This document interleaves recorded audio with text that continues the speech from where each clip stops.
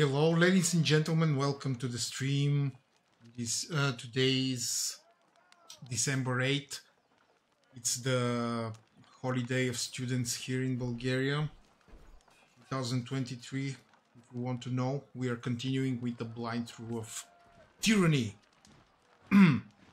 According to this journal, I have two primary quests. The Battle of Echo Call Crossing and taking the Outer Valley. Speak with the Fifth Eye at the Scarlet Chorus camp. And speak with Iron Marshal Erenius. Okay. I guess I have to find those people. On it.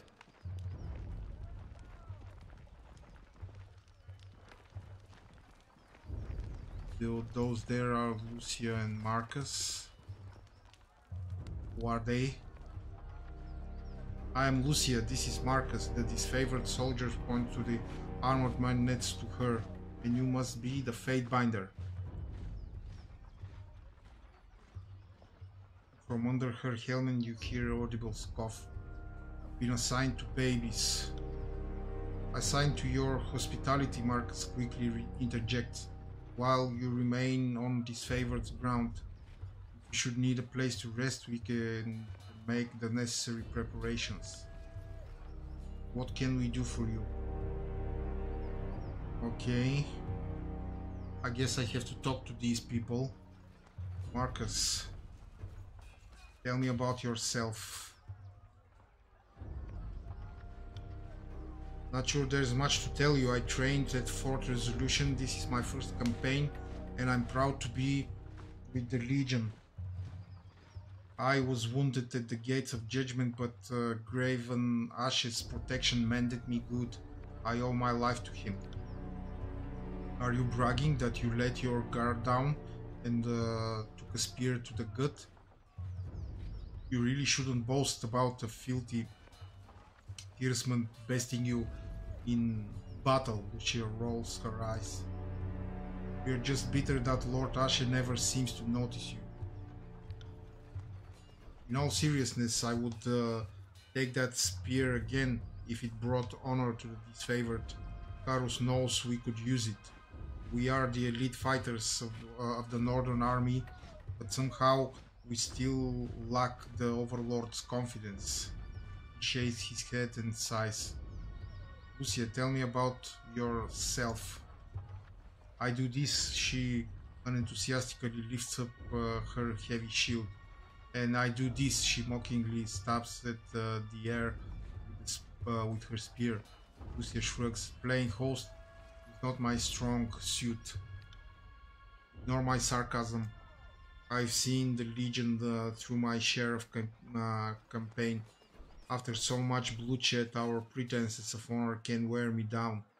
She turns the caution eye your way.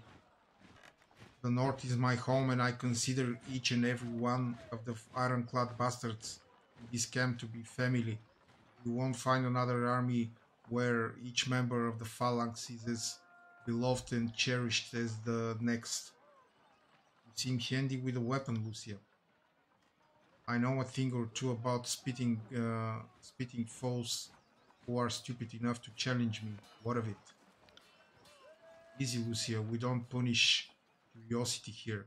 No need to fly off the handle on the basis of a simple reflection. They train as well, Fatebinder. The Archon makes sure that our potential is realized before we reach battle. So most of us keep a cool head when we see any action. He looks at Lucia with a frown. Most of us, I said. How have your skills fared in battle against the Outbreakers, Marcus? Wait, is that all or Rus? Did Tunon send you to test the army's training and grit? Because I won't stand for it. Will you calm the fuck down? You tangled fishnet of nerves. This is after how many head wounds you took last week. Stop looking for enemies behind every shadow. I guarantee you'll be disappointed. What's it like serving with the disfavored? In spite of our name, the Legion commands more honor than any military on the face of Terratus. Unlike the Chorus, there is tradition, discipline, teamwork, and unity of purpose. Marcus looks out across the camp. There aren't many of us, but it's better that way. We are a tightly knit family, bound together by trust and glory. If the Legion boasts so many honor, why are they disfavored? I'm afraid it isn't for me to say. Others around camp might be able to tell you more, but I don't freely discuss the great general's history to outsiders. But you'll say that it involves the great general, which is already a telling clue, idiot. Drat, at least the Iron Marshal isn't within earshot, or I'd be washing my mouth out with a wormwood. Marcus, I'd like some training. Of course, Fatebinder. Marcus pawns his armor and salute. One-handed weapons, two-handed weapons, parry.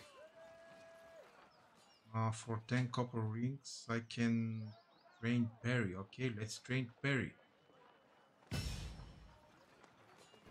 1,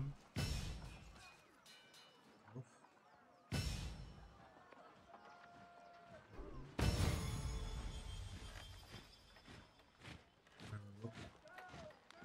Okay, I got a level. It was probably a bad idea, but I wanted to see what will happen. Your character has earned enough experience to advance a level. With each level, your maximum health increases and your character is fully healed. You also increase one attribute of your character and purchase a new talent. Click on the level number on your character's portrait, spend your points or press C. Okay. You haven't spent talent points.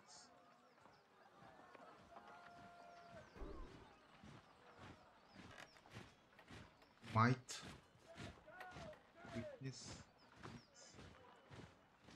finesse, vitality, resolve. Okay, let's increase wits. Save.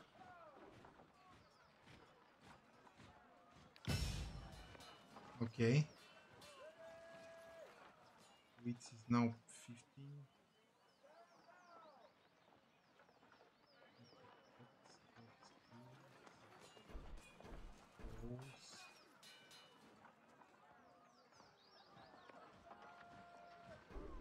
Talents. Okay. Defense, power, magic. Magical prodigy. Grant a bonus to lore skill. Arcane charge. Adds the spell Breached affliction to thrust attacks. Also grants a bonus to magic skills for a short time after using thrust. Charge strike. Charge up your magic staff and release a powerful burst of energy that explodes in a small area around the target. Okay. This seems like a good idea. Let's spend it here. Okay.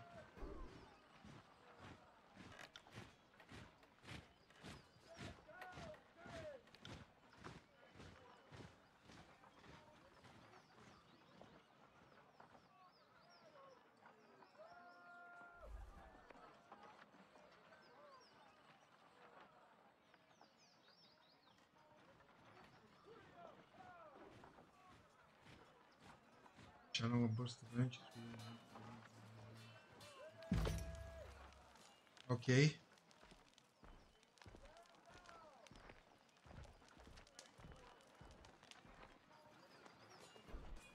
Well, if it isn't the Fatebinder, I could use some training. One-hand dodge athletics. This is very peculiar. I mean, it's very cheap to train your skills. Is it, or I think it is probably because okay.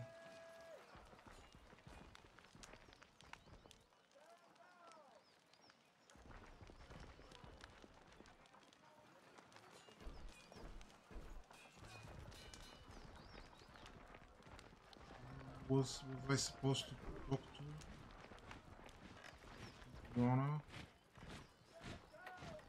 This is the Iron Marshal Erenius. I got no time to cheater. Too much armor to mend. Speak to uncle. Okay, let's talk to the Iron Marshal Erenius.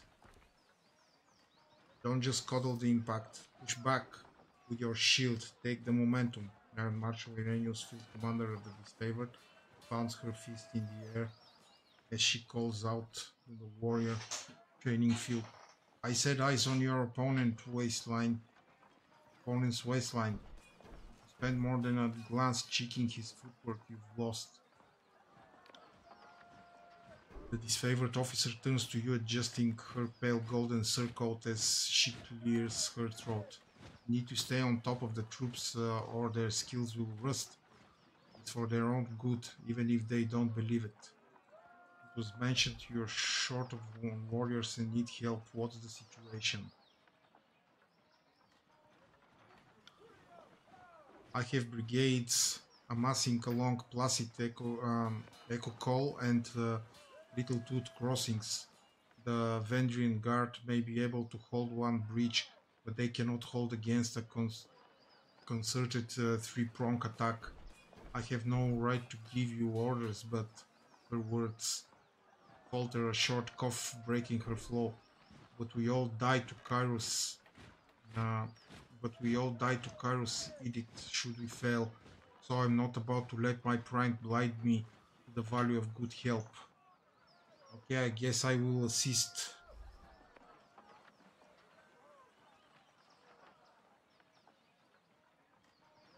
This is the second major attack on the river, correct? What happened last time? Feet in detail. We carved a bloody path up to the river, but at that point everyone who charged ahead was lost. We had no chorus backup. It was just a few disfavored squads. I can't tell you exactly how they were defeated, but we lost the whole assault team. She shakes her head, letting out a long pained sigh. We found bodies washing up in the river for days. It's not often the tearsmen put up such a good fight. It certainly made us reevaluate the number we'll need to take this valley. Really? Are you sure our scouts didn't give you all sorts of details about the enemy and you just chose to disregard our warnings? I'm sure the disfavored would have heeded any such advice.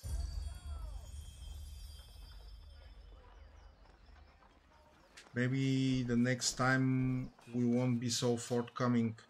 Let's see how many of your precious northern stock survive this war without our intelligence to back them up. What's the value of taking the crossing? We can't just march from here to the citadel with the Vendrian Guard manning the riverbanks, fording troops and supplies through even the narrowest points of the river makes us vulnerable to attack, especially since our armor wasn't built for swimming. She points north toward the mountain spire looming on the horizon. If we can take the river, we have a clear march to the citadel and Ascension Hall will be ours in no time. Okay, I will assist. Then our plan just might work. The Iron Marshal lifts her gauntlet close to her face, shifting her eyes from you to the metal articulations. We are loath to work with those who do not share our training and our values, but we know that Tunon, the educator, selects only the most capable minds of his court, and I trust you will honor us all on the field. Antio will be leading the charge at Echo Call Crossing. Assisting you will be Barik. of the stone shields. She points to a heavily armored soldier standing sentry at the edge of the training field. Before you ask, no, the forge bound weren't slotted on double seat when they fitted his armor. He survived the full force of the Edict of Storms, and this armor doesn't exactly come off. Tactically, it's quite brilliant, but otherwise it's something of a curse. Tapping her helmet twice, TYRRANY signals to the hulking presence. Barik, come meet the Fatebinder. The soldier that steps up to you better resembles an amalgamation of rusted blades and mismatched pieces of armor fused into a vaguely human shape. He reeks of sweat, feces, and whatever oil treatment keeps him flexible. Feces. Fatebinder, the Iron Marshal has tasked me with keeping you alive, and I have no intention of disappointing her. That should be enough assurance for anyone. Barik, is that you under there? I had no idea you were in Vendrian's well. Fatebinder, do you know this walking anchor? Just a minute, you two know each other? Oh, that is to say, yes. I'm already as familiar with this ironclad halfwit as I care to be. She regards Barik with a mixed look. We don't have time to trade jabs today, Verse. After the siege, you can throw as many tantrums as you please. I suggest that we remain focused on the mission. No offense to the mission, but seeing you looking like a garbage heap and reeking of a mass grave is more amusing by far. Did you forget how to don your armor, or did Graven Ash leave you out in the rain?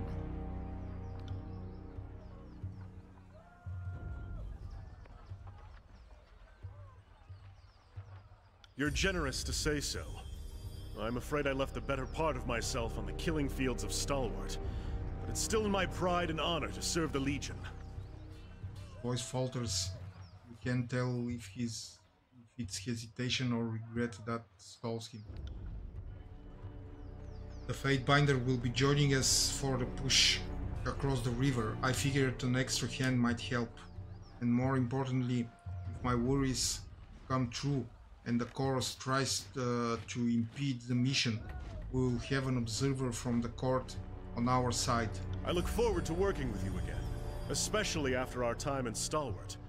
You defended our honor to the Scarlet Chorus, and a friend of the Legion never goes unthanked. I ask that Barik accompany you there to arbitrate the cooperation between his company and the Scarlet Chorus. Barik, you've been without a cohort since the last Battle of Stalwart. It's time we gave you a task more worthy than hauling wagons and leading training drills. She plants her hands on her hips and speaks in crippled official term. Ash has assigned you to the Fatebinder's service. You are to assume this task is ongoing until we find a more permanent spot for you, which could very well mean the swiftly approaching end of this war, or when the Fatebinder dismisses you. Is that understood? I suppose I could be in worse company than that of a renowned mage slayer. I have seen how this one treats any upstarts who fail to recognize the benefits of Kairos peace. Though I would much rather attend to my duties here, that is unless you are serious about my change of assignment, Iron Marshal. That's an order, Barik. She shakes her head and sighs, returning her focus to you.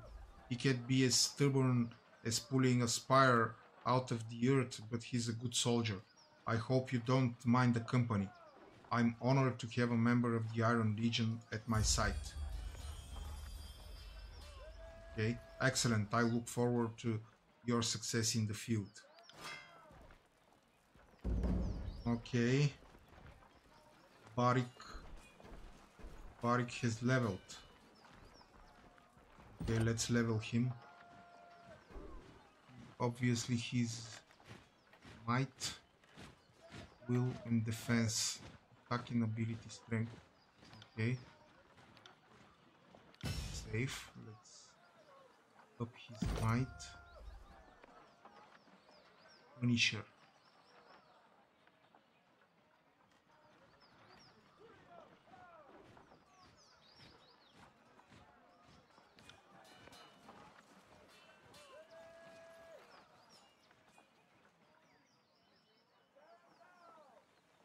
Barik becomes an intimidating force on the battlefield. Enemy near me have their resolve to use part of the blade.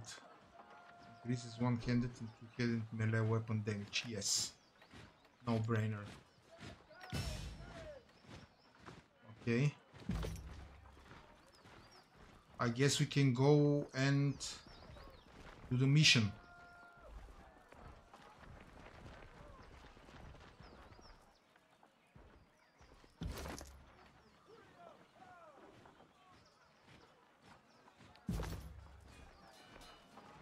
Of course.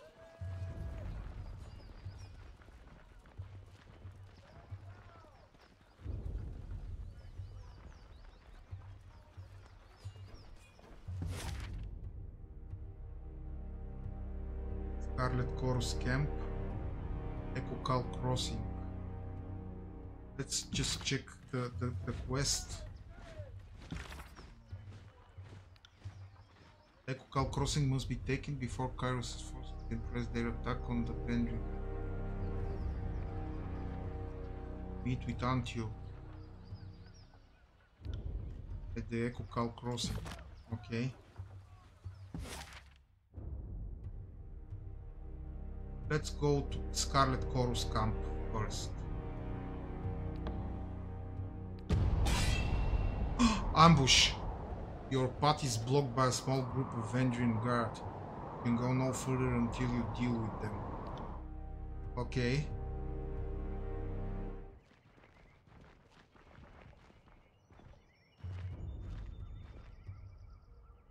That's far enough, Fatebinder. A woman's voice booms from atop of nearby crossing. Flashes of aquamarine body paint peek out from under her loose-fitting traveler's garb, and her outfit is festooned in braids and knots of sailor's line, flicked on either side by warriors dressed in Vendrian garb regalia.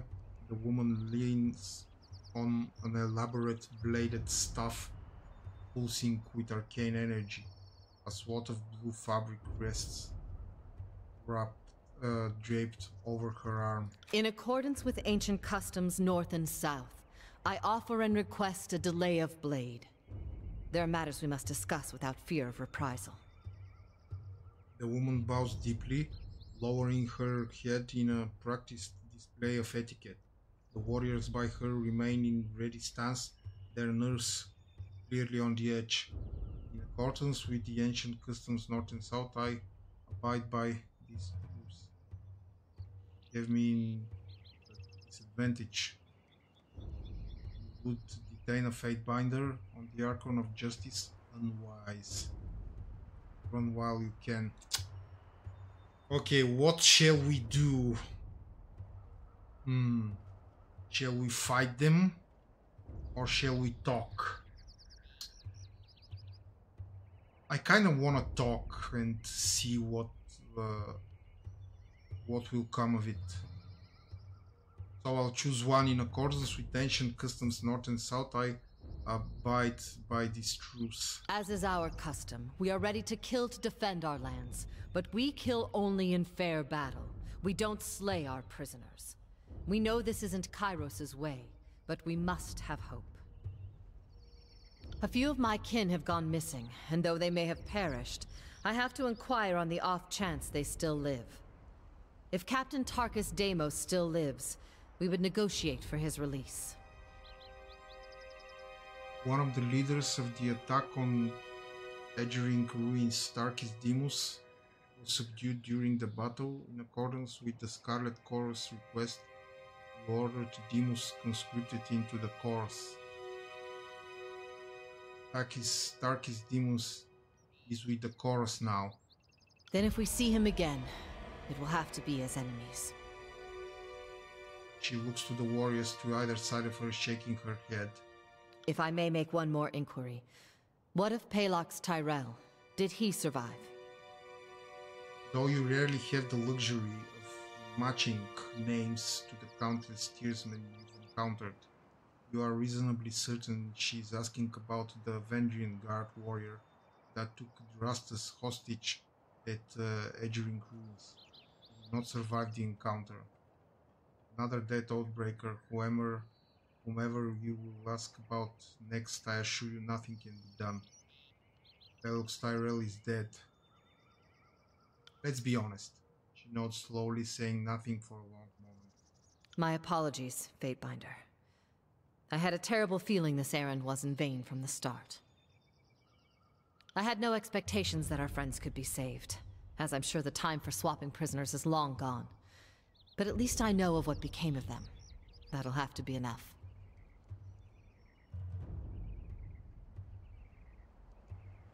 Then all that remains is for me to thank you for hearing me out. In accordance with our ancient customs north and south, let us part with peaceful accord. She bows curtly, never letting her eyes leave yours, before turning to leave. A moment later, the bodyguards turn to follow.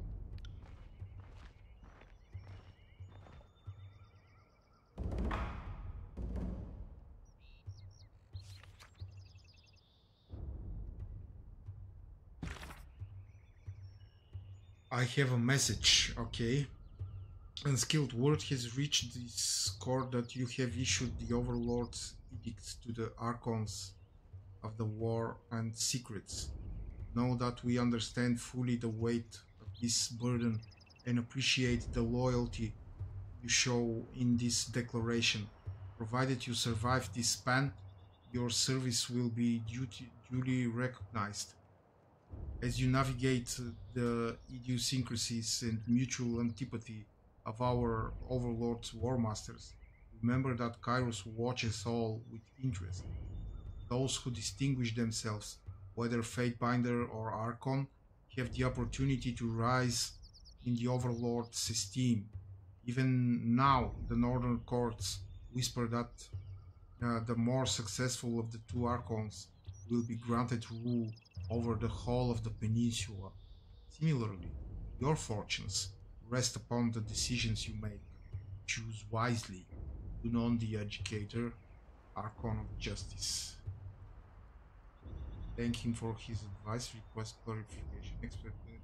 It's clear. I don't need clarification. Thank you for the advice. Archon, to allow me to express my deep appreciation for this opportunity. You in the Empire have the honor of treating with Archons. If you are still of reading the empowered words of the Overlord, I endeavor always to emulate your exemplary foresight and judgment. I remain in all things your faithful servant. Fatebinder, the Great. Yes, okay. Send it. 24-hour response time.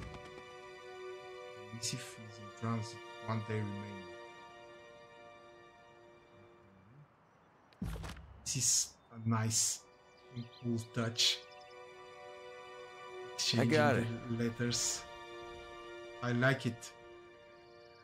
Man, it's been ages since I've written any real letters.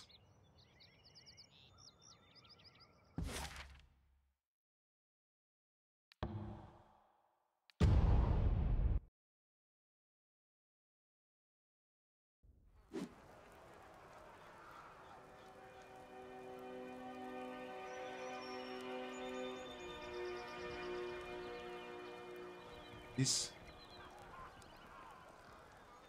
Take another step, I'll pin your foot to the dirt. Some kind of encounter. It proves everything. The warrior slams her fists together in a resounding clap. Like, for instance, whether you're fit to lead that flock of children. Behind her, the member of her gang posture with weapons held at the ready.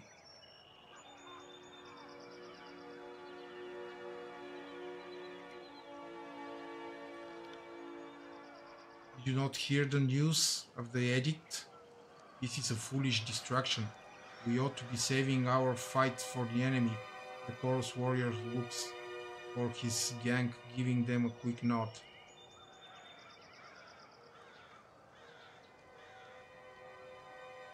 What's the problem here?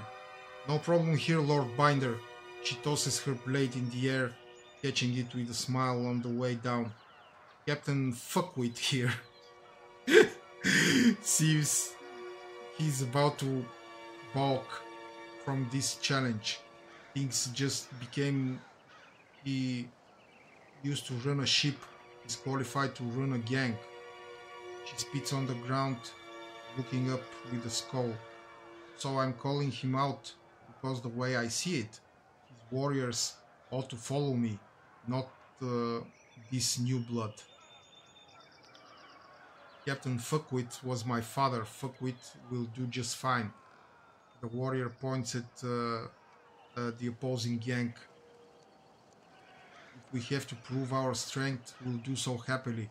But I'll have your hands and feet removed and the rest of you kept for my own use.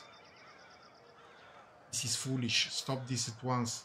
I'll let you all fight this out. Care to wager on this fight? I could use a few rings. Allow me to join you. I enjoy a good back. Let's wager. Why not? Might as well win a string as I gut her and take her yank. Spits a wad of blackish vagrant chow toward. Sharp vicious grin cuts across her face. You're welcome to try. I'll bet 5 bronze wings on the Quiet Chief. Okay, who to bet?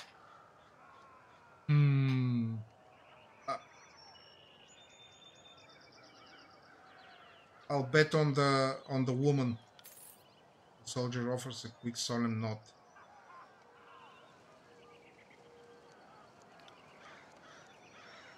Come, who will be first to meet my blade? The gang leader tosses her knife from one hand to another.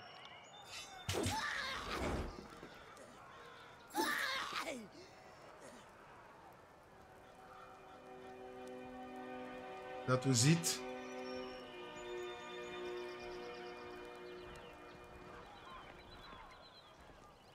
What are you looking at?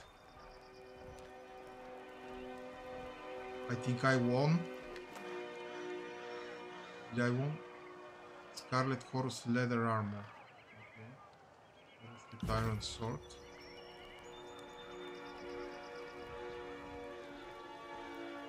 A rotting body bearing Scarlet Horse war paint is skewed on a wooden pike. On it.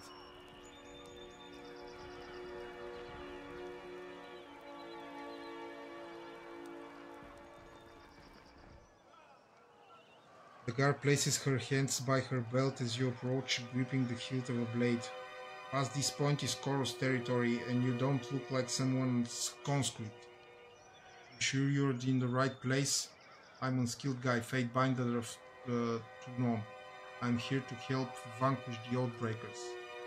You know, I think I was told to expect somebody, but you seem too ugly to be him. Lips crumple into a smirk. Why exactly should I let you in? And more importantly, what's this hulking ton of iron doing here? The guard gestures at Balik as a sneer. He's an allied warrior and my guard. I don't want to make an issue of this.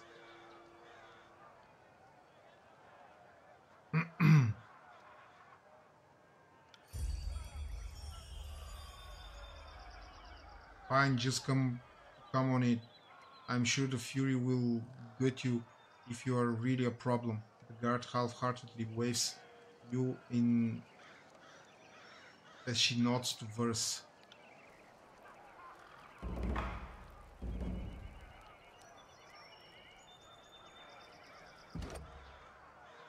Iron Storm. Swords and javelins emerge from Barrick's armor and fly into the cloud of iron above the Fate Binder. These weapons begin to rain down in a storm around the Fate Binder, damaging enemies nearby. Nice. Okay.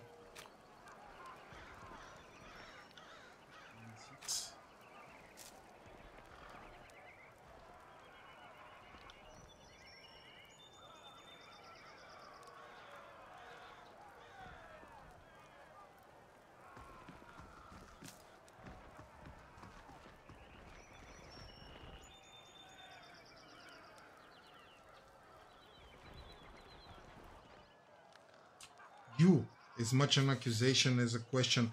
The broad-shouldered woman shakes her head with a scowl. So you're to Non's Fatebinder. I was expecting something more impressive. She bows in spite of her misgivings.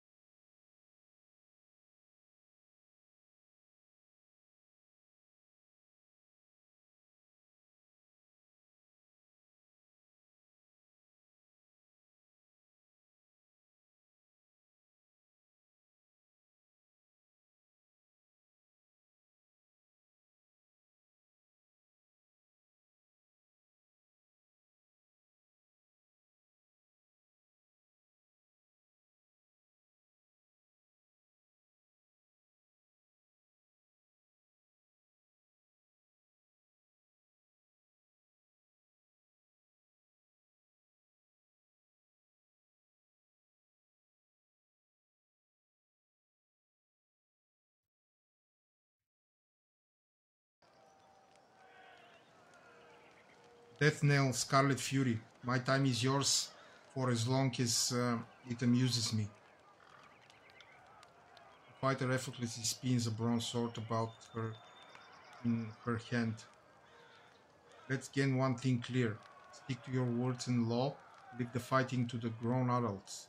Your corpse would just be a tripping hazard to those of us having a proper bit of carnage sport. We've got enough useless twats dying for our name as it is. All our horde recruits seem good for of late.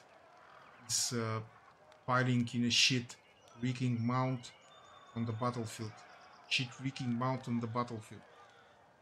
She hums low to herself and flips her sword side to side with several deft flicks on her twists. It's up and we'll have to toughen our recruitment standard. Again. Now what do you need? You said something about the horde thinning, swelling until it's thundering, then crushing and receding.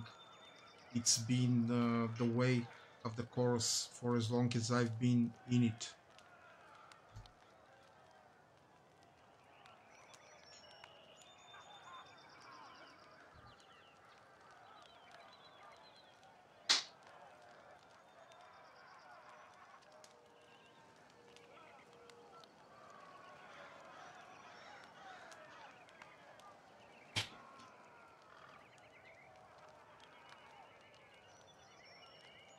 We take our prisoners alive, give them a chance to yet to live, to be reborn into something better.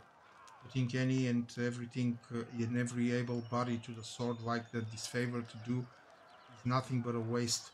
A conquered enemy is but a new ally. It merely requires the proper coercion. Of course, we do something. We do sometimes have the problems of lingering loyalties. Deserters are rarely successful in their escape, but they do try. The Vendrian Guard, strengthened by their numerous blood ties, have been particularly stubborn. So I've a better plan hatched. And what might that be? I'm thinking we redouble our efforts to recruit settlers, focusing on the unaligned and unsuspecting. instead of flushing ourselves to the gills with oathbreakers came from the battlefield. How exactly do you plan to convince them? A knife point has sufficed well enough in the past, but you've inspired me to try a more diplomatic approach this way. What do you say, Binder? You might be able to ease them into the idea and save the lives of their friends and neighbors in the process. If it means expediting the end of this mindering conflict, so be it. Remote settlement is now unlocked. The Fury howls at a satisfied laugh and smacks you dead on the back. My methods are surefire, you see. I'll mark the settlement on your map. She grins, biting her bottom lip bloodied. I can't wait to see the outcome of your efforts. What were you expecting? Let's see. Death Nail counts her on her fingers, conducting some mental tally. From your deeds during the conquest to how you've helped us since then, I expected a mountain, a warrior of colossal size who could shout a rampart wall into submission. But I think you'll do just fine. Insult me again and I'll bury that blade in your belly before you can scream.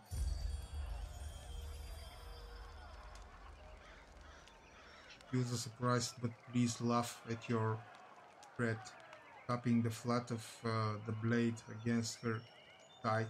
She cants her neck until it audibly cracks. Maybe there's something more to you, Fate Binders. After all, what can you tell me about the Scarlet Chorus? How has the military life treated you so far? Oh, it's a wonder of wonders. I eat what I want, I shit what I want, and I kill who I want. Sometimes I even combine pleasures. She winks. Okay. My enthusiasm for the work brought me here, a decorated Scarlet Fury veteran, eh? But I'm looking for advancement. If it means killing one of the gang bosses, I'm not above taking a swing at someone bigger than me. They can be bigger than you, just make sure they don't hit harder than you. Wise words, sister. Farewell. Travel to the remote settlement. Okay. This is probably some kind of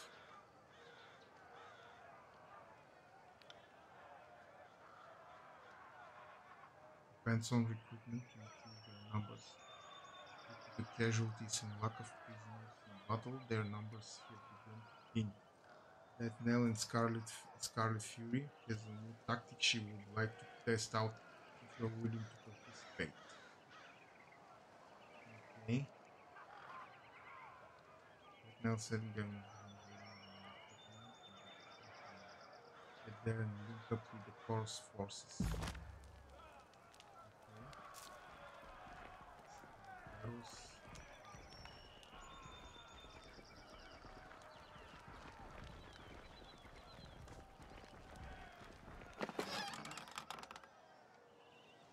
Broken stuff. This is probably the merchant. Hail Fate Binder of Tunon. The disfavored officer pounds a heavy gauntlet against his chest in a stiff but warm greeting. Were I betting of a superstitious man, I'd say fortune must favor me today. I am not. But I'm pleased to meet you all the same. Now, what brings you to my little slice of personal damnation, otherwise known as... Spreads his thickly gloved hands wide. This here mud and shit stinking chorus camp. Have anything you'd like to report, soldier? Maybe you've noticed something unusual during your time here? Why you were stationed with the guns, his head to one side, taken aback. What about the chorus isn't unusual? The army itself is a strange, malnourished beast, but no, the screamers seem mostly in order, sir. and I haven't been spying, if that's what you're implying, sir. Still, as opposed, he studies you sharply, scarcely appearing to breathe. Of course, even if I was, it'd be damned near impossible to learn anything from this shit city. Shit city. If I and those damn furies don't even look me enough for me to do my detail. And it's not for lack of trying on my part. What do you mean?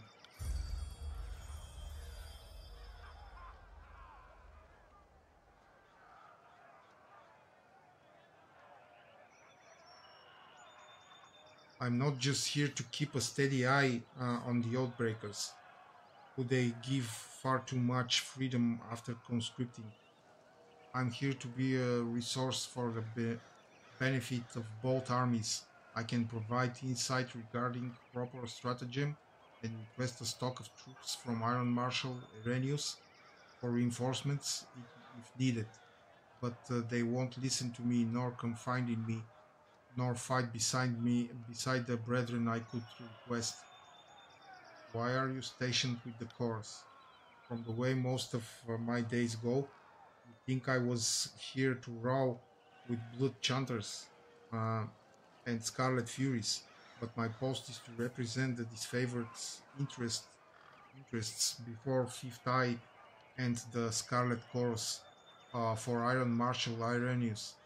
Not that I've gotten to do either in so much as the last span.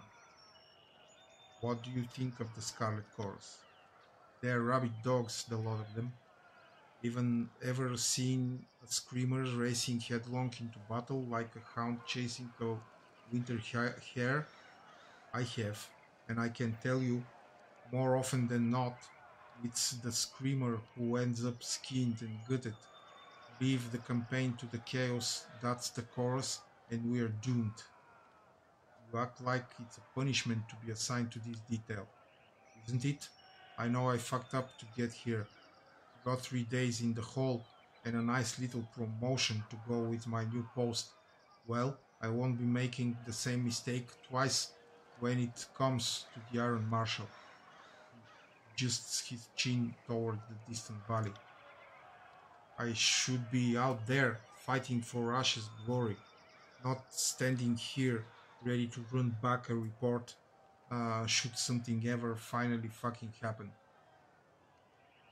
What exactly did you do to end up here? Made the grave mistake of suggesting the Iron Marshal wasn't fully utilizing the Scarlet Chorus. Well, here I am, a liaison's officer to a camp of liars and cheats who'd sooner gut me than ask for my aid. Yes, she showed me. Our lives are at risk, and even then we can get along with the chorus. Begging your pardon, sir, but I've never fought a battle where my life wasn't on the line. Sure, it's kind of the nature of war, isn't it? Ain't that odd?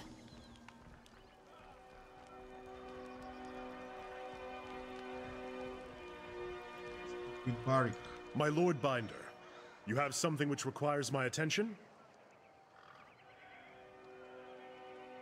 Barik salutes as he turns to greet you. What can I do for you? I'd like to know more about you. I'm the line your enemies cannot cross. All other details are meaningless, but I suspect you have some thirst for details, so ask away. Did you seek the trade of war, or did it find you?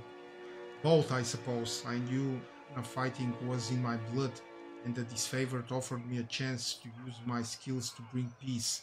Otherwise, I'd have wound up some brigand or an enforcer to a crooked merchant. Barik taps his scabbard, looking away in thought. You think Ash and his legion bring peace? That's cute, but it doesn't hold water from where I'm standing, big guy. I've seen them spill as much blood as any chorus gang. You've clearly been too busy sacking villages and stealing crops to notice how a proper army conducts a war. We saw order, not discord.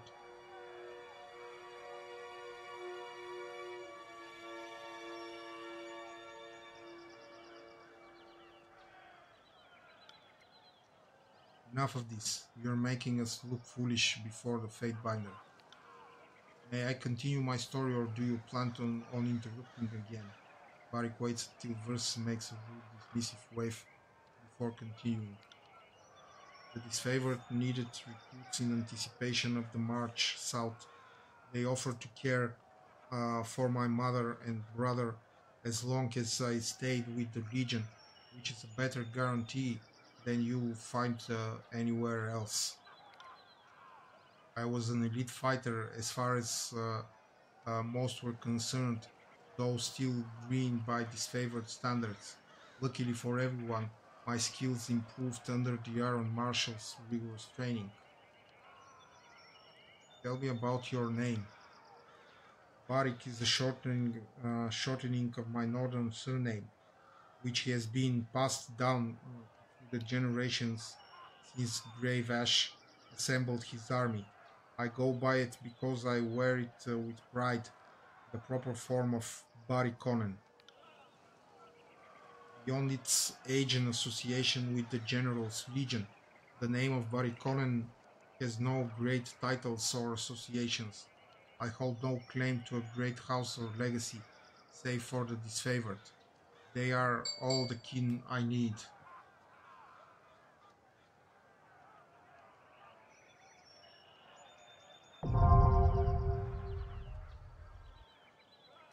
Hello, Ashley.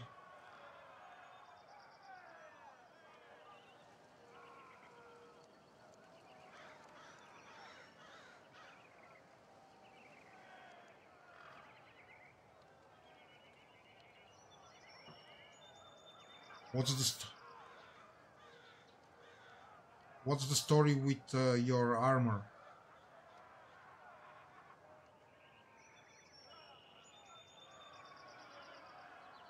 I'm fine, thank you. It is a symbol of Kairos' will, one that I am not likely to forget. I found this armor. Perhaps it would be better to say that it found me during the Edict of Storms. I proclaimed the edict. Where were you when it struck? I had taken to battle knowing full well that the edict was approaching and the people of Stalwart were prepared. In spite of every setback, my sense of duty compelled me to march on the stronghold in the heart of the realm. Our march was a hasty one. A cohort of disfavored soldiers vanished in the second year of the war. Among them, the daughter of Graven Ash. Yes, I like it. After a long silence, we learned that she was held in one of the fortresses of Sentinel Stand. Go on. As we surrounded the citadel, I heard the opening pearls. No, I stream different games. I heard the opening peals of thunder, as did the scout I was busy trying to kill. Then the winds hit like an avalanche. Many of us begged Kairos for deliverance. What else were we to do? The winds knocked the legs out of our offensive out from under us. All the decorated soldiers I brought to the battle were swept up and dashed to pieces, their armor and bodies mixing with the dirt of tornado that spun in maddening convulsions. A piece of the citadel wall broke off.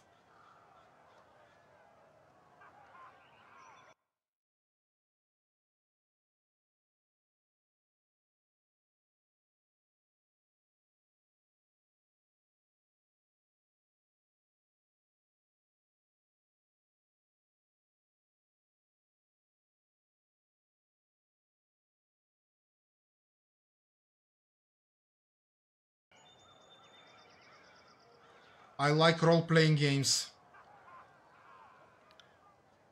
Eventually, I woke up thinking myself trapped under rubble when I rose and felt like I was buckling under my own weight. That's when I realized I was stuck, right and truly stuck inside this heap of scrap. Looks like pretty solid protection. That would be an understatement. If only it protected me from foolish questions. Barak regards you in such a way that you can tell he's rolling his eyes for a long sign escapes his helmet. Do you handle your own repairs? I try to keep the surface oil to slow the spreading rust, and I bend the plates from time to time. But repairs, maintenance, no.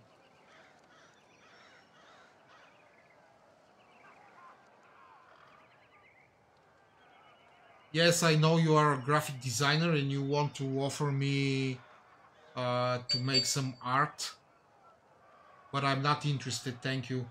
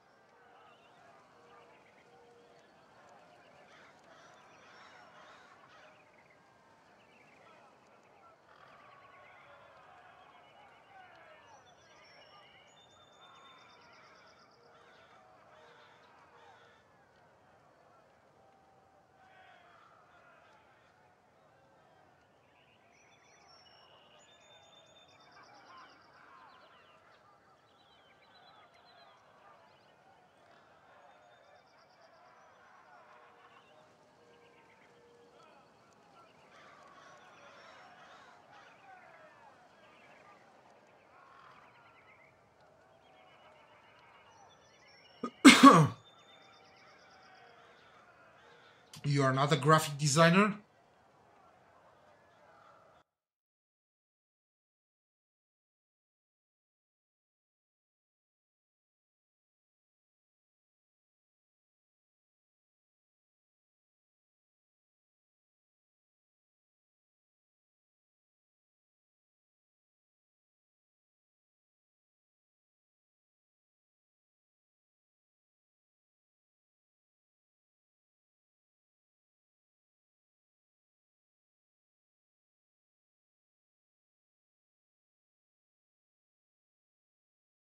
Okay.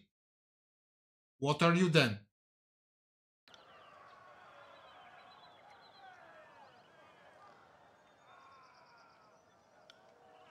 By all means, Fatebug. As with all this favorite, I assume you grew up in the Northern Empire? That's right, I grew up in the Battle's Rest. Then I trained at Fort Resolution before they marched me out to support the second cohort. I hope to spend my rusting years in threatened shores, unless of course I die in glorious battle, which would be preferable.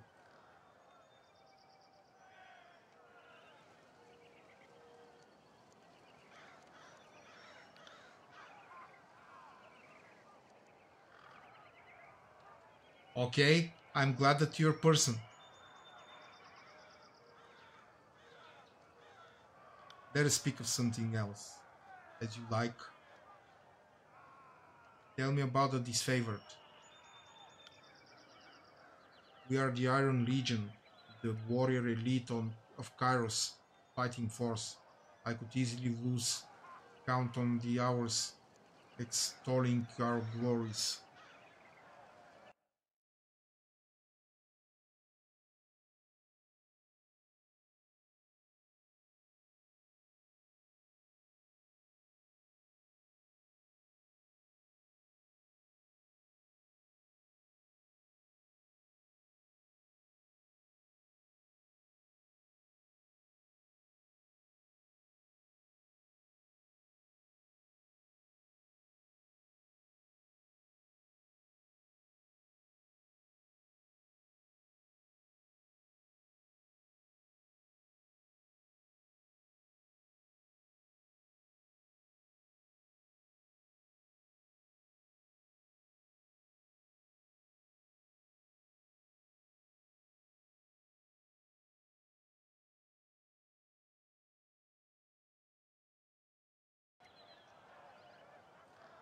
Have you fought? Be right back.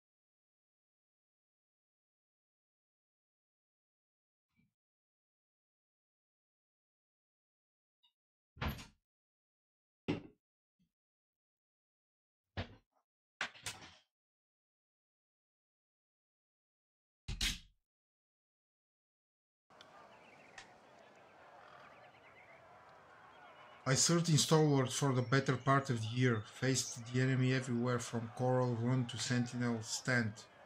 I lost count of the battles, seems like we fought every other day. Sigh echoes in the cavern of his helm. Some of our best victories took place there, fighting an enemy worthy of our iron. But we were not successful enough to please the Overlord, and the final intervention was harsh on us all. Barik takes a deep breath and his arms folding on his posture stiffens. I had an unusual view of the Edict of Storms. Kairos' judgment left its mark on me, yet considering how we fought at Stalwart, um, with the skill and honor of legend, only the edict is remembered. A shame.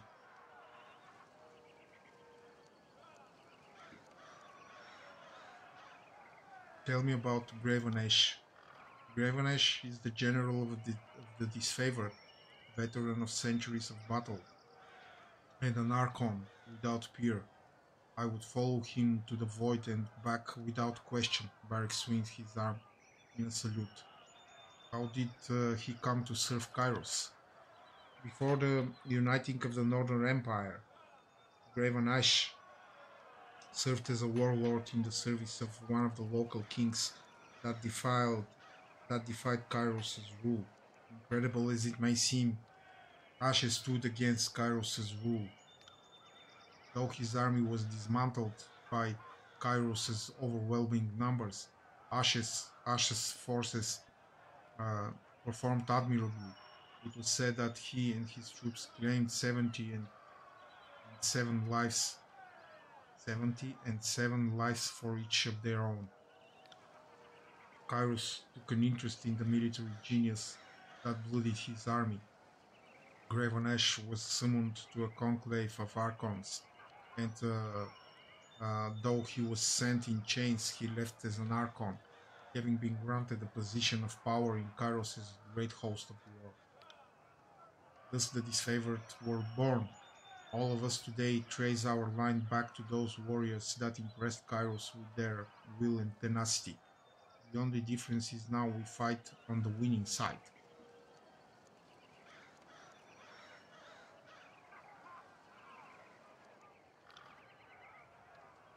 Though the general seldom speaks on it, I know that Ashe humbled himself in order to spare his troops the brunt of Kairos' punishment.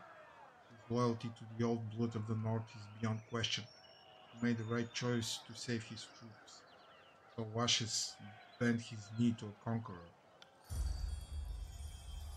And he would make it again to save any of us. There has never been a more devoted and attentive leader. Barik makes a proud fist and steps to a salute with the forceful clatter of pots and pans. What else do you know about his past? I follow him into battle. I am not his personal scribe, and if I did know more of him, it would not be my place to say. Barik takes a half step back, folding his arms across his chest. As an Archon, what magic does he wield? Ashe works his magic through us, his soldiers. When we do battle, Ashe seems to know the events even before our runners have given word. Most importantly, though, he protects us. It's a bit tricky to explain unless you've experienced it. I can think of countless times I've been struck by a spear or hit with an axe and even run through with an arrow, and in each of those moments the pain and injury just cease to be. None of us know how he does it, or how he can sense that we are in danger and intervene from afar, but I suppose that's why he's an Archon. What he does probably wouldn't make sense to someone like me. How do you feel about Gravenesh? How do I feel about him? Archon Ashe is the bravest, warmest, most compassionate general who ever lived. He's a living icon of leadership and courage. Barik tilts his head slightly to the side. as far as the suit's limited range and motion permits. Ash is a soldier, but he doesn't kill for sport, a leader, but he doesn't issue commands to hear himself talk. He demands discipline and sober conduct of his troops, and I applaud such standards. Back to my questions about the disfavored. Can you tell me of your time in the Legion? I joined the Legion 3 years before the conquest of the Tiers began. Though handy with a few weapons, my size made me perfect addition to a phalanx. I've served with the stone shields ever since. Proud to say I've stood front row right corner in over a dozen battles.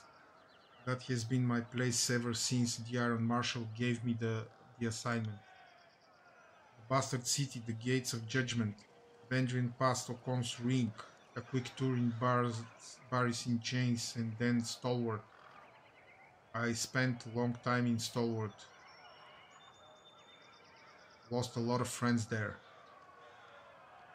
What of the other disfavored lieutenants? They are Graven Ash's most trusted officers and warriors from the Iron Guard. Between Ash's arcane powers of command and his cadre of gifted leaders, there is little confusion or chaos in the ranks. Tell of the one they call Iron Marshal. She takes it upon herself to train and harden our greener recruits. Not only that, she has a keen eye for talent and how to foster it for leadership.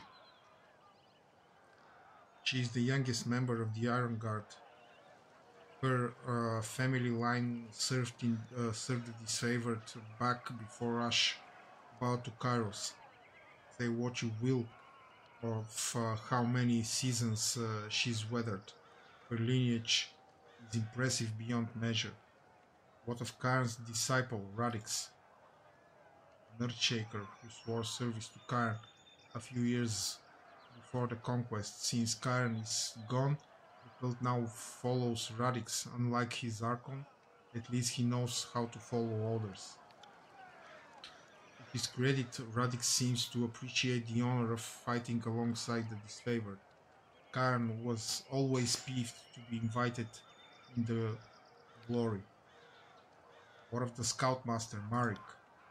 Marek is a devoted leader, and Ash seems to hold his counsel in high regard. Both set their troops ahead of themselves, which I'm sure is why they work so well together. He's no magician, but he does share a special connection to his war band, and they are entrusted with the most important scouting assignments. They say he can see what his scouts see, hear what they hear. What of the veteran warrior, Varimas? He's the finest of us, second only to Ash. Varimas is an evocatus.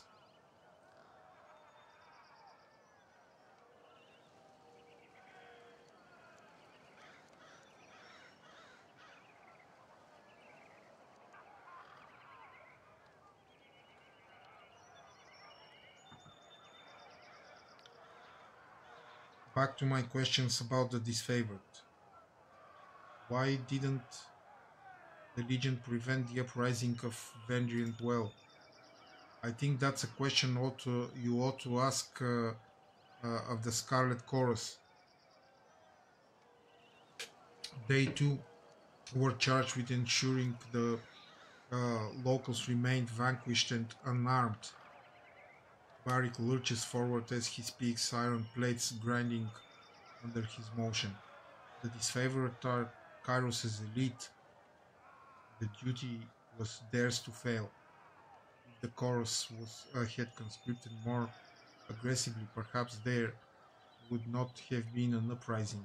I would say Vendrial Guard are really the only guilty party. It was their rebellion after all.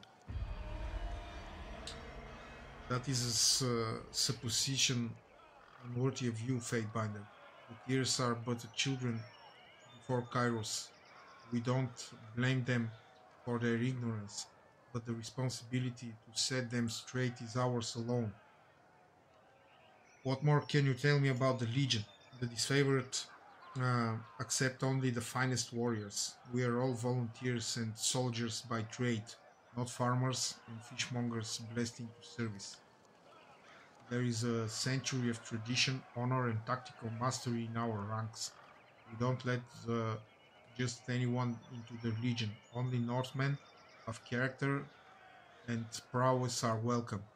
What if a capable Tearsman wished to join?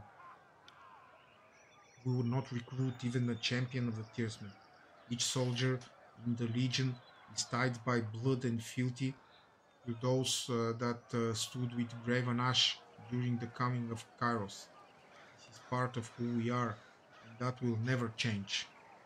So why is the Legion called disfavored? It is a name born in shame, now worn in honor. After Graven Ash stood against Kairos, he was forced to give up much: his allegiance, his pride, and the name of his vaunted army. What was the Legion originally called? The name has been forgotten by all save Ash and Kairos, and it is considered bad form to bring up the topic.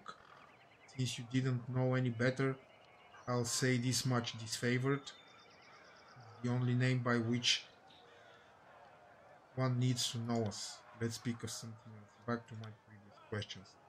I have some questions about the Scarlet Chorus. Our allies do not share the disfavored sense of honor and discipline. The Chorus will trust any criminal, rapist, or half-wit with a truncheon or blade. What would you like to know about the Scarlet Chorus? What do you know of the voices of Nerat? The Archon of Secrets? All I know are rumors, hearsay, speculation, but that's as much as anyone knows of the voices. Some accounts tell that he is actually dead, and the Overlord has trapped the minds of his foes in the same body to torture them all. As likely an explanation as any I've heard. In truth, I know little of the voices and have reason to suspect almost anything about him could be true. You could tell me his tears turn cheese back into milk, and it would seem more sensible to believe you than not. Do you know anything of his powers? I'm no scholar of sorcery, but as I understand it, the voices of Nerat is a thief of minds. They say he can swipe your thoughts and make them his own. Do you do you think him disloyal? I really shouldn't comment on such matters. Barik looks ahead blankly and then clears his throat. I heard his tears can turn cheese into milk. That's very amusing, Fatebinder. What do you know of his associate, the Archon Sirin? Sirin is the Archon of Song and one of the youngest of her rank. She can influence human emotion with her voice alone. The voices may be the conductor of the chorus, but I'd argue Sirin is the best weapon. Back to my questions about Scarlet Chorus. What can you tell me of their troops and tactics? Tactics. There are these are the first I've heard of them. The chorus is more of an irregular mob than a proper army. Still, it's a well-armed mob, and they even have a few proper warriors and magicians in their pitiful excuse for ranks. What do you know about? What do you know of their warriors? Most chorus rats are untrained peasants handed a knife or a pitchfork. It doesn't take much to qualify you for the front lines. One only needs a beating heart, and even then the chorus could make do. Of course, not everyone in the chorus is an infirm child or sickly old crow. Some ex-soldiers and madmen join, and the fighting elite of the chorus form a clique known as the Scarlet Furies. Barik is too dismissive by far. but he's right that most recruits are novices pressed into service. Most will not survive the first few battles. Those who live will have experience to lead, and those who fall can easily be replaced. What sort of magic does Chorus use? The Blood Chanters are the mages who follow the voices of Nerat. Like the Chorus itself, their order is not steeped in tradition and antiquity, rather built on knowledge stolen from other guilds.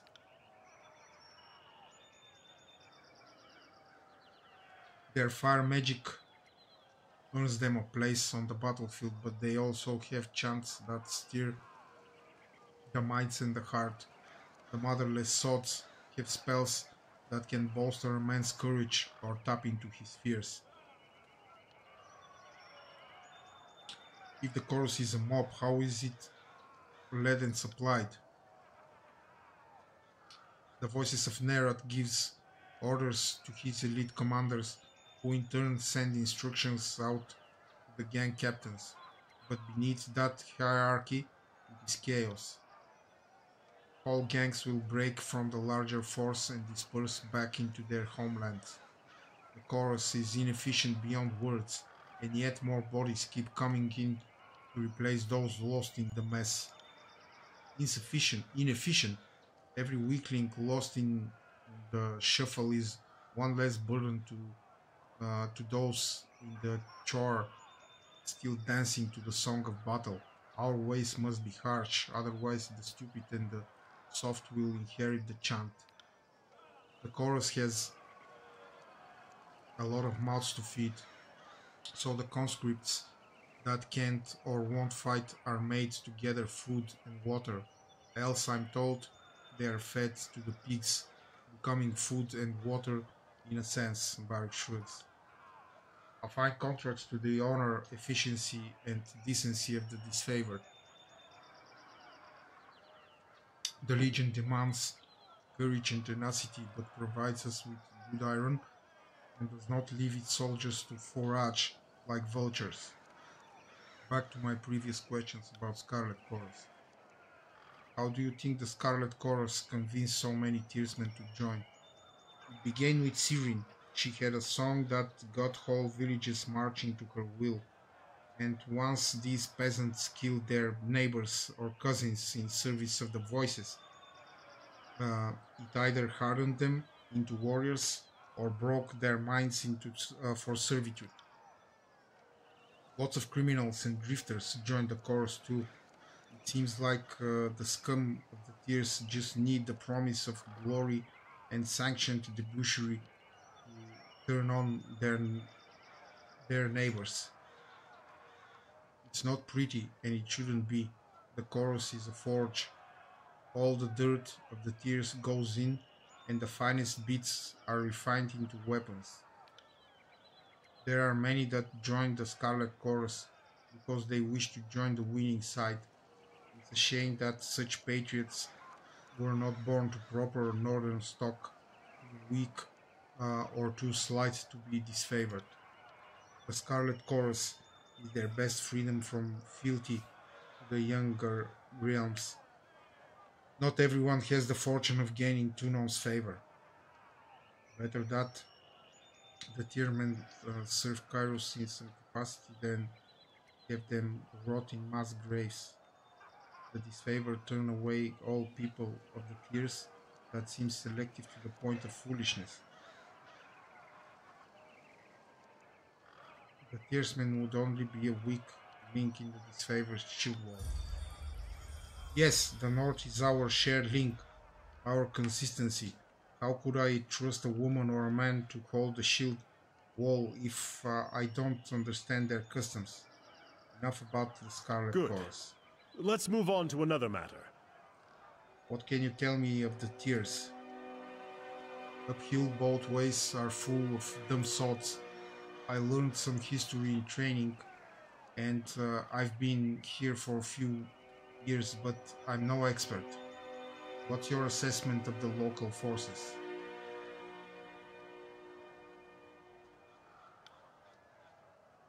There was a time early in the war when I would have feared the younger realms working together. Imagine that, he chuckles.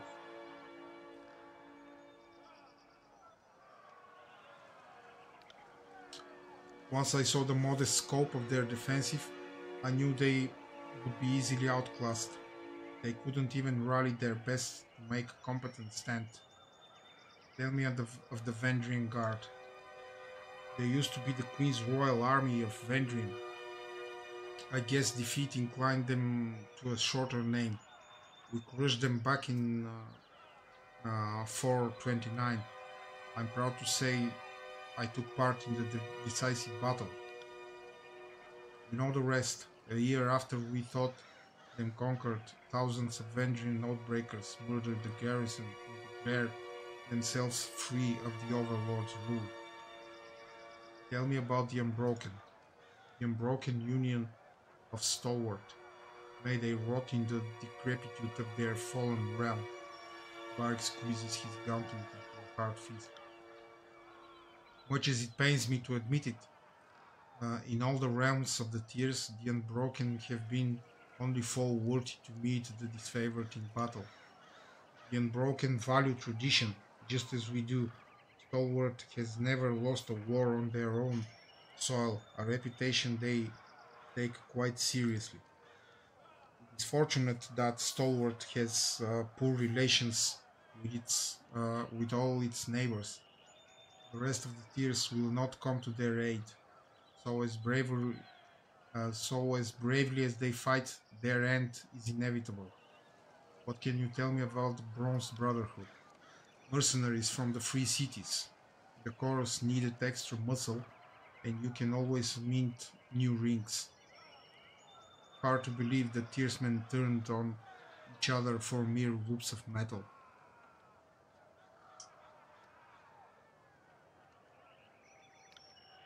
The Bronze Brotherhood worshipped the Scourges. Yes, those monsters from the old walls. The mercenaries are grown adults that willingly admire magical abomination. Read into that what you will. That said, it should surprise no one that the Bronze Brotherhood eventually wanted more than just rings and turned on their contract. Kairos now considers them an enemy, which is for the best. The Overlord needs a better class of combatants. Back to my Go preview. on, Fatebinder. What do you know of the Younger Realms?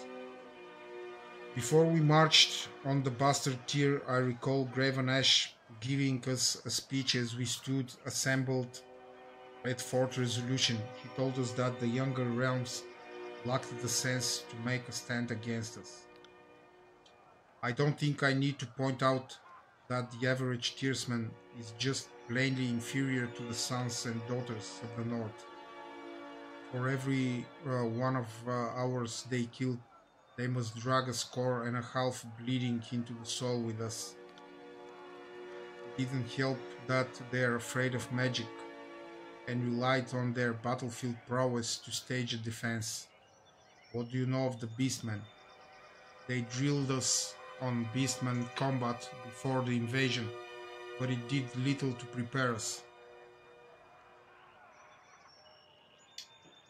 The local savages are lacking in brains, hygiene, and the ability to arm themselves, yet the prime hunters of their species are formidable.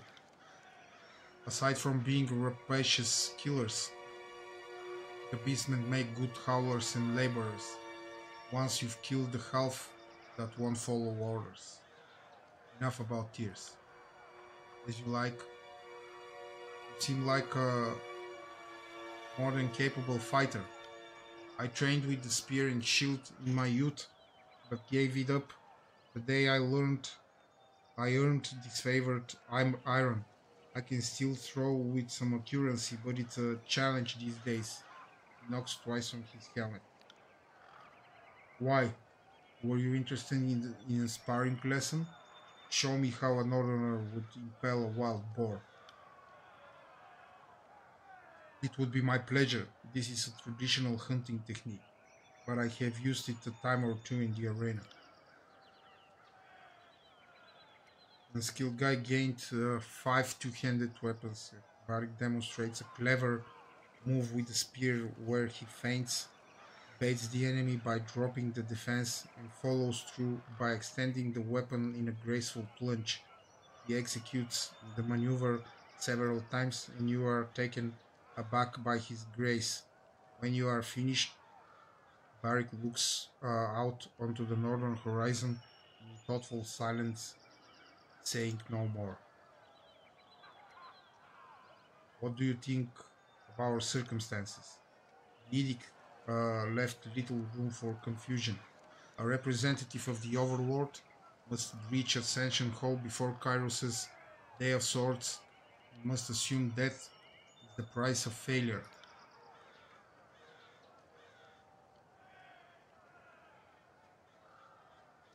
We should assist the disfavored in their siege preparations, as only the Legion should take the Wells fortified citadel. I wouldn't wager a wooden ring on the Scarlet Course, impressing anyone but the vultures. What are your thoughts on me and my deeds? Any reservations I have aside, your military record speaks for itself. You are to know Fatebinder, and my opinions on the matter don't come into it one way or another. What do you think of our travel companions? I am more accustomed to traveling in the company of soldiers, so I am out of practice judging the worth of civilians and miscreants. If you had more particular in mind, I will give them some thought. What do you think of Verse? I try not to. She is a force of chaos, an agent of the voices of Nareth. Taking her into our confidence can only lead to ruin. And yet she is a capable fighter. For the time being, I am confident that you can trust her to serve your interests and rely on her skills on the battlefield. She may even offer some useful perspective on the war. Let's speak of something else. Let's discuss some immediate concerns. Okay, that was a long convo. I got it.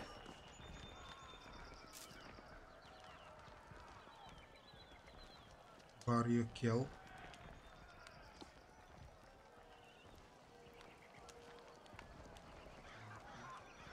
Okay.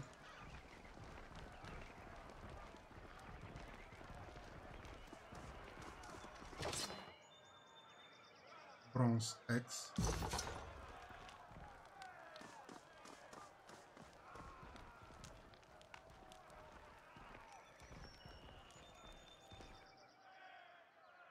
Well, look who we have here. Chewing on some manner of cult, a heavy-set soldier flings spittle and crumbs as she talks. The Fatebinder finally shows himself. I'm Reg, the second soldier chimes in. And this is Bas. We were wondering when you might pay the camp a visit. The fifth eye has been a little starved for attention. He ordered us to watch you like a troublesome babe. Make sure you don't get out of line. Baz knits her fingers together, joints crackling as she smiles. Reg clears his throat loudly, scowling at Baz. Something like that. If you have questions, ask us. Good luck finding anyone else in camp who give you answers or even a smile.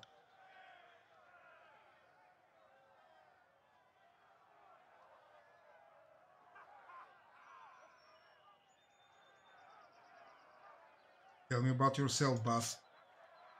I was a sellsword at the back and call of fat merchants, just another dented face in the crowd. After too many years of spilling blood in local skirmishes, I realized that I was only killing time. Then Kairos showed me a better way, unity, purpose. Now I fight for something, not just someone. Been watching the Scarlet Furies practicing my blade work. Not good enough to join them yet, but I bet I could show you a thing or two. Tell me about yourself, Reg. He scratches the back of his head at a loss for words. I had a family, a farm, then the chorus came and, well, now I have the chorus. Priorities change when you hear screams in the night and feel a blade pressed to your neck.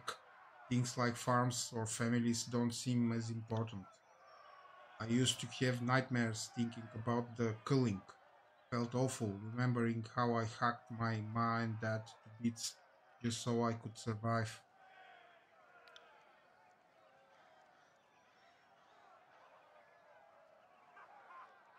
The fifth eye heard me howling one night, pulled me out of the horde and took an interest in me. Now I'm studying magic, calling fire from nothing, and my ma and dad could see me. If my ma and dad could see me now, they'd be so proud. Tell me about your time in Scarlet Chorus. Reg and I were conscripted to the gates of judgment. Used to fight for Okon, me for Azur. Buzz chuckled, sketching her chin in thought.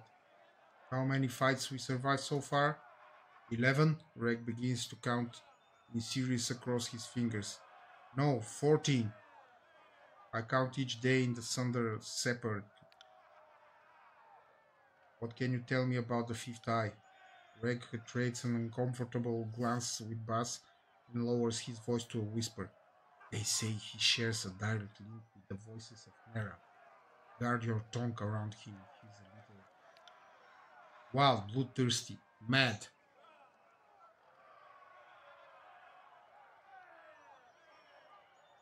Buzz thinks for a moment. Brilliant.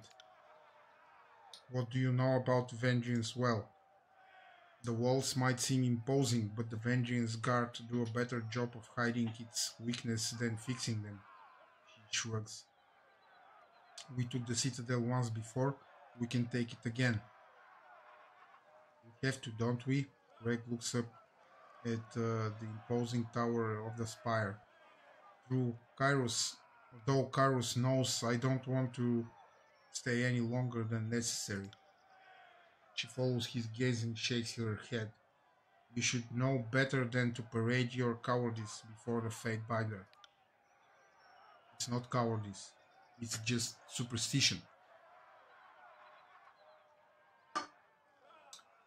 Are you afraid of the spire?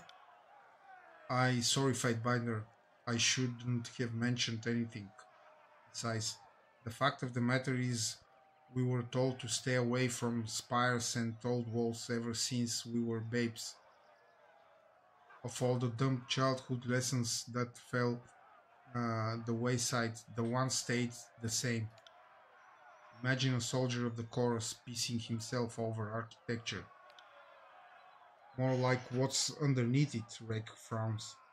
The Bane lurk around those old sites and killed anything they can catch unawares. I've no wish to meet the Bane in combat unless there are 100 blood chanters at my back. Buzz, let's see what you can teach me. Let's dance, Binder. Bows? Oh, he can teach bows.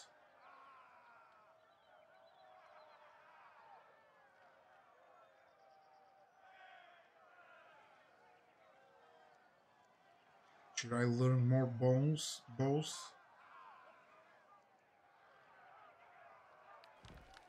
Another time, okay.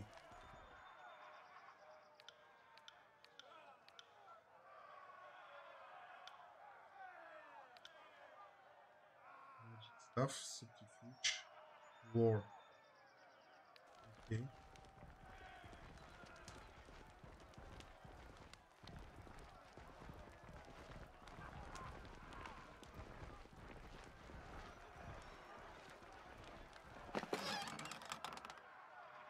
Bronze hammer. You found something.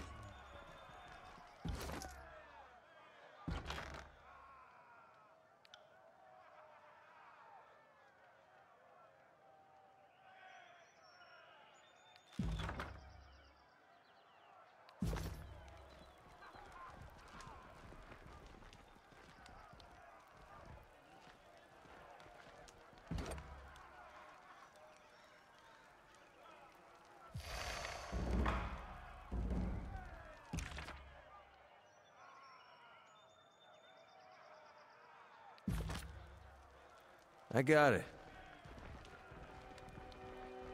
We have to talk to the fifth eye, yes. The binder of Tunon arrives, squealing with teenage timber.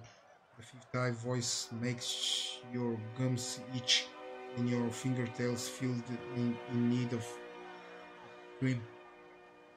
And we just finished having a bit spot with some captives, but worry not. We'll have more fun with another batch momentarily. Dressed in the bronze-red regalia of the Crimson Spears, the fifth eye beckons you to stand close, wagging a blood-spattered glove. Now that you have issued this edict and doomed us all to die, have you come to help us climb out of this hole? Chirps of laughter emanate from under his mask. I trust you are getting your warriors ready for battle. We know the Oathbreakers are focused in the citadel beneath a mountain spire, but we have learned this is not their only nest. The fifth eye wags a hand in the air with a high-pitched squeal of displeasure.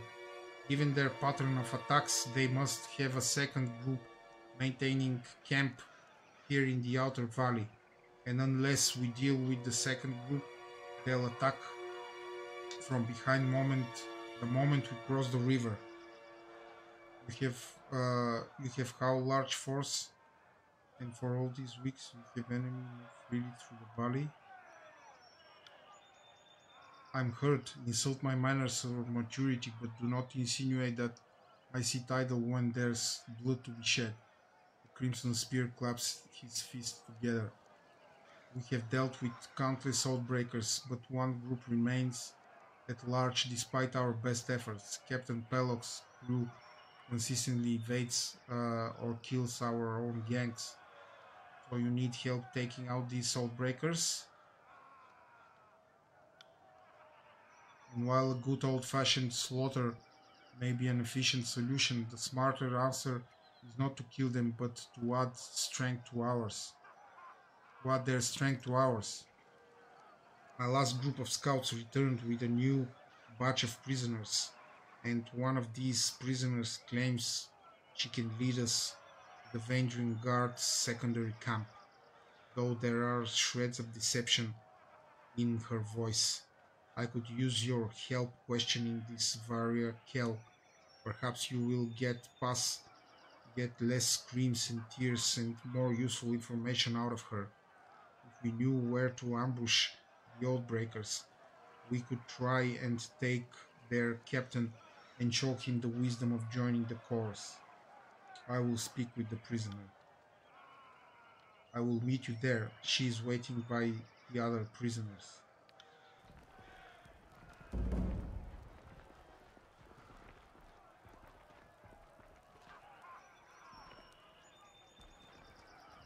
Where is Vara? On it.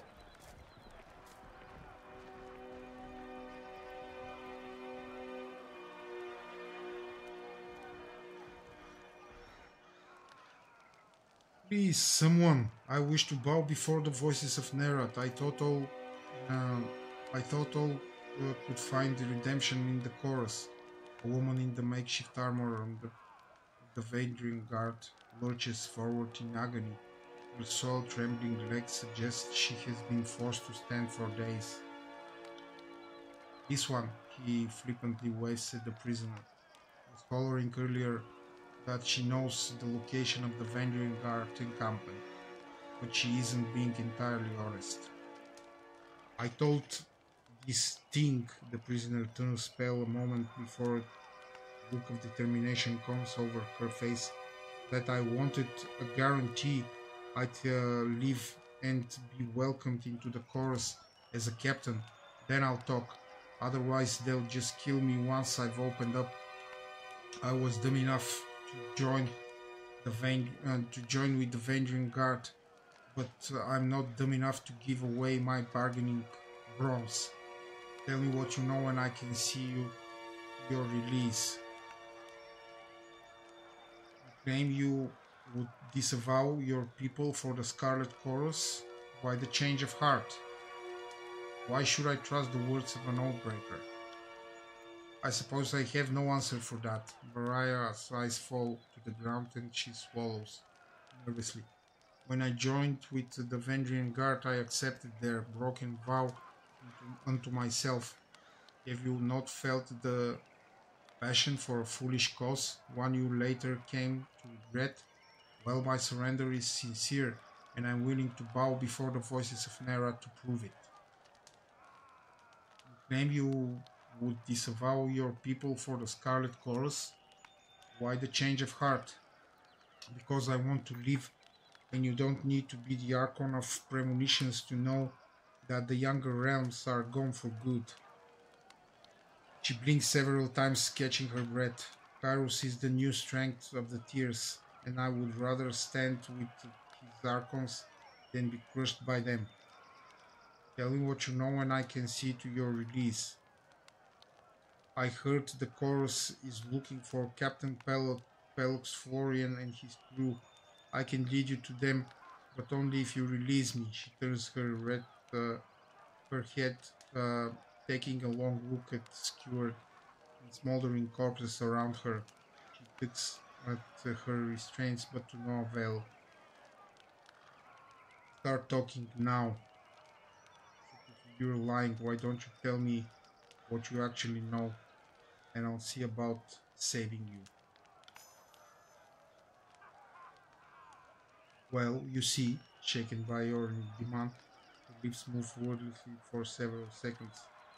So I don't know exactly where the rest of my crew is, but I can tell you. She shakes her head, catching her breath. Search that one. She reaches up with her right leg and points with her foot, calling attention to a nearby pile of corpses. The tall dark one missing most of his face. Check his left boot. He was the literate one in our crew. He had the orders. With the snap of his fingers, a pair of corpsmen yanked the boot of the fallen guardsman. A rolled parchment slides out of the boot and is thrust into the fifth eye's hands. He unfurls the scroll to give it a read. It's nonsense, just mash of words. Laughter erupts from under the mask. She said she had information she gives us garbage. Slay this wretch for wasting our time. He snaps his fingers at a nearby Scarlet Fury, who promptly snatches a long knife from her belt. I heard her say she'd swear filth to the voices of Nerat. An initiation rite would be in order. Seeing as you are an expert of the subject of fate, I will entertain your wisdom on the matter. Let's test her loyalty, Variah. Kill these guardsmen with something blunt.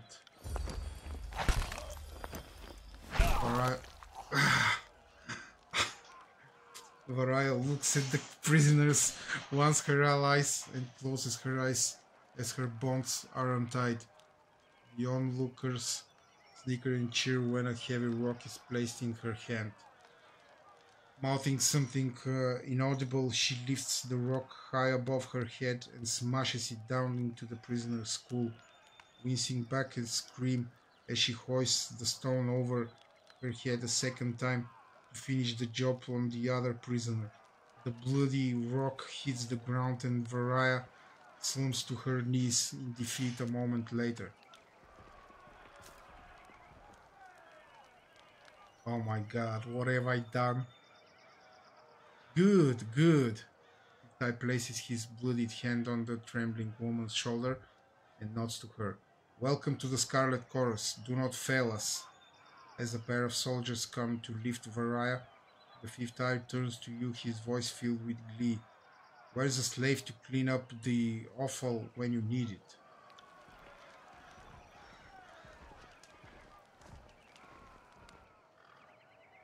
We're no closer to finding the Oathbreaker's position, not with this cryptic mess. She promised us answers, and all she gave us was gibberish. Sorry to interrupt. But I highly doubt it's gibberish. More likely, it's one of the local scripts. The voice comes from another prisoner tied up next to Varaya. An older gentleman with the quills, ink vials and parchment scrolls one finds on the sages of the school of ink and quill. Ink. Can you read this? Well, let me see. I can't. Uh-huh. He held the parchment in front of the bond sage, and his eyes dart down the length of the missive. He reads the words a second time, nodding in silence. So, I don't know exactly what it says, but I'm half certain that's Sage Selwyn's handwriting. I'm sure I could decipher that in a few hours' time. Don't need my hands free, but I think better when not tied to a post. I know, I'm weird that way. A few hours? Either you can read it or you cannot. What use is a sage that doesn't know his letters? I've heard all I need to hear. I say we have some fun with this one.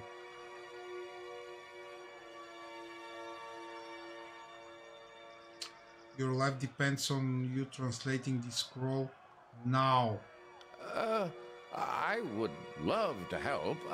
I just need some time.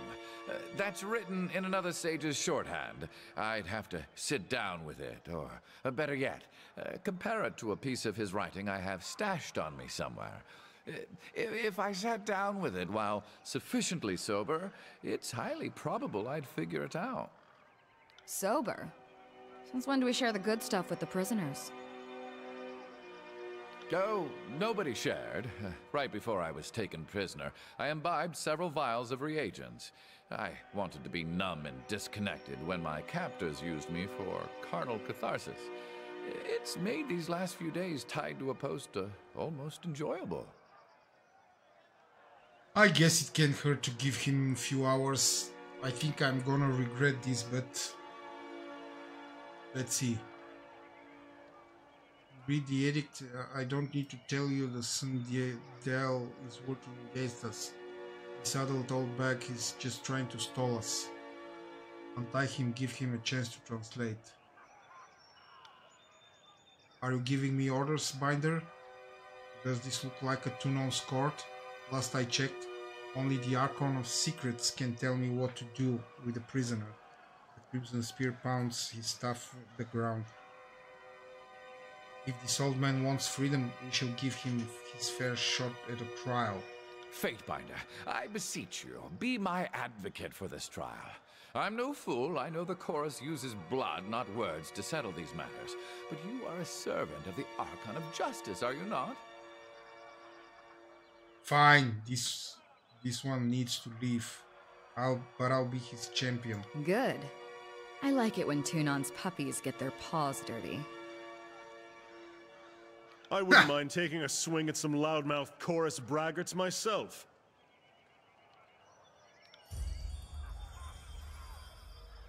Did you hear that, brothers and sisters? Raising his arms to the sky, the fifth eye roars for the nearby to hear. Trial by combat is upon us. The sage is unbound from the post's stiff legs, nearly buckle as he attempts to walk, and his arms flex and flail in their new freedom. Wiping sweat and grime from his brow, the sage steps close to you, with a nervous smile. Rhythmic roaring and the stomping of hundreds of feet in unison with the camp. Horsemen begin to circle and swirl about, brandishing weapons and cheering. If they got this worked up to fight the enemy, I venture war would be all over by now. Begin the chant of gathering. Let the warriors know that tonight's entertainment will soon commence. Oh my god, I'm gonna fight. Brothers and sisters, who amongst you sets the standard for strength? Who amongst you will help winnow the weak from the strong? The fifth eye waves his hands in the air, drawing in a gathering of chorus soldiers.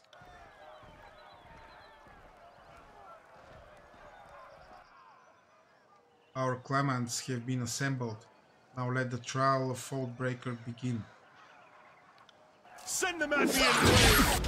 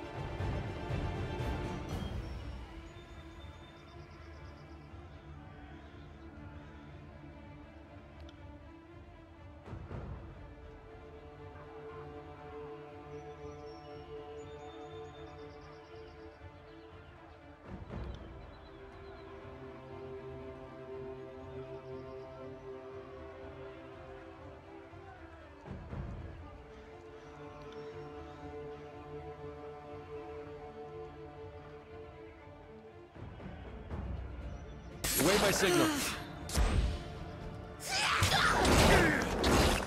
This is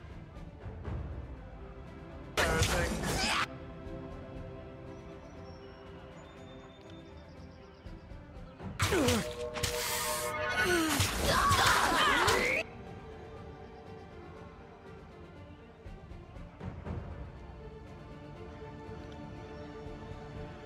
Will do.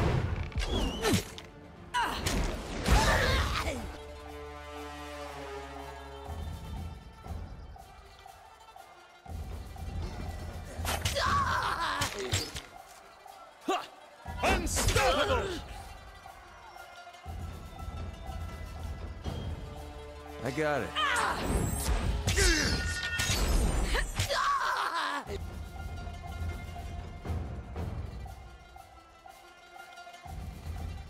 Ready?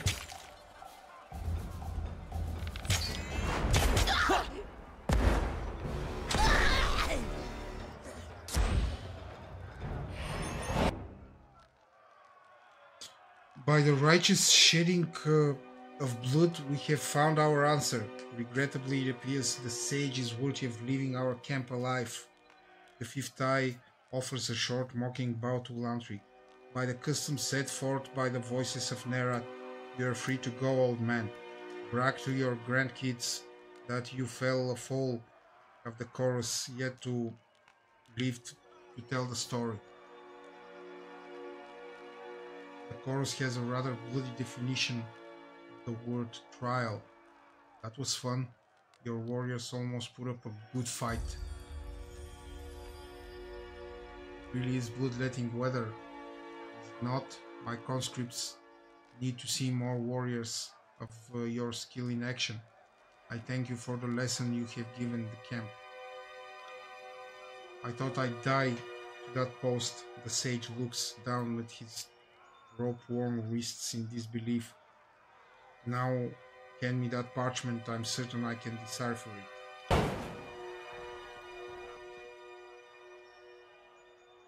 Well, much of the parchment was weathered, but I could make out of the important parts. The text. The note makes mention of a meeting spot west of Tripnettle. So the old sage knows his words after all. I'd ask that you travel ahead and see if you can get this Captain Florian to yield to the chorus. They will strike at first sign of chorus gang, but perhaps they will parley in yours, if yours is the face they see. I know the area and I suggest we go at once. I'll show you the way. I'm eager to be far from the stench of this camp. Be right back.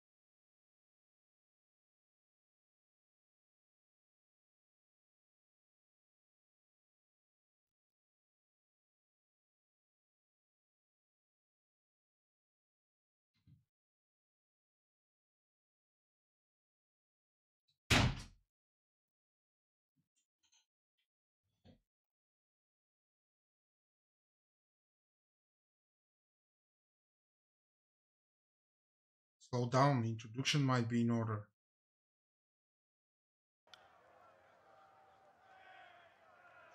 My apologies. Guess we skipped past that part. I'm Sage Lantry, longest surviving schools of the magic in the hills. The school's infinite and cruel venerable institution devoted to the acquisition, preservation of knowledge. Or so the sages profess, putting more of their energy towards amassing knowledge than dismantling it. They began their scriptorium in 17 TR, and though a series of incremental expansions, the structure became the Vellum Citadel. You're offering to come with me? Why? Because the alternative is what? Living here with these illiterate youths? My old study is under a river of fire, and there is no infirm family missing me. Besides, I'd much rather chronicle the binder that twice proclaimed the edict of Kairos. I'd be a fool to let someone else write your story. Something's amiss. There's a lot of fight in you for an old scholar. Now you're offering to join this expedition. I've met sages every bit as cutthroat as hardened gang bosses. They act the part of doddering scribes, but don't let that fool you. Smart for someone your age to be so mistrusting, but I'm not with the Outbreakers. If that's what you are fishing at, I work. I worked for them under duress, but I've no love of them. I'm not about to pledge to the chorus, and the disfavored wouldn't have me. Still, I consider myself a Kairos-fearing vassal of the Overlord's empire all the same. For as long as I've been a sage, I've been trained to defend myself. We don't spend all our time binding books and sketching wildlife, for just most of it. For centuries, we've been in a quiet war with the School of Tides and the School of Wild Wrath. You can't travel alone as much as I do, and not know the bronze dance. So you won't be a parchment weight during a fight. Good to know. Oh no, I'd like to think I'm worth at least or four angry peasants in a fight. How about you just tell me where it is? I don't need you tagging along. You want to chronicle me? Fine, if you're so eager, come with me. Splendid, you won't be disappointed. I know I may seem old and frail, but I know how to step lightly and how to not get killed. Really, I won't slow you down. Lead the way and let me know if I can be of service. Are we done here? Let's hightail to Tripnettle. If your new pet doesn't behave himself along the way, I'm not above clipping his ears.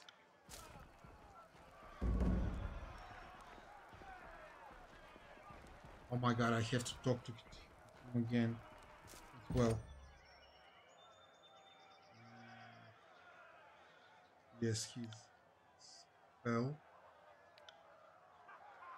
16.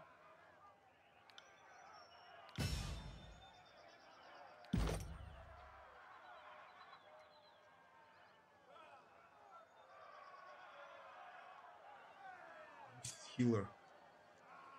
Improves control life skill. Okay. I guess.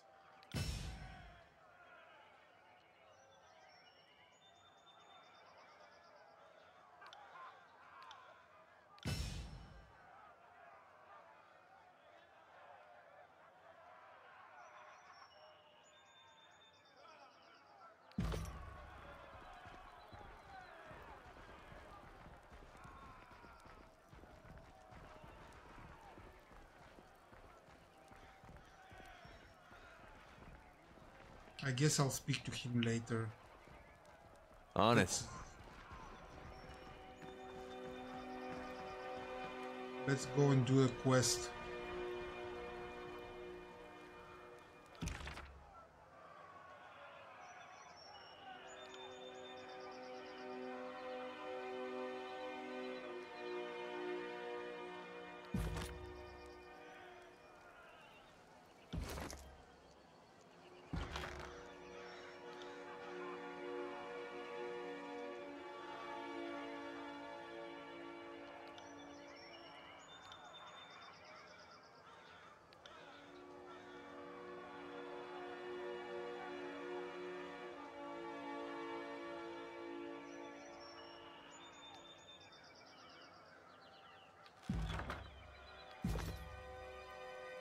got it.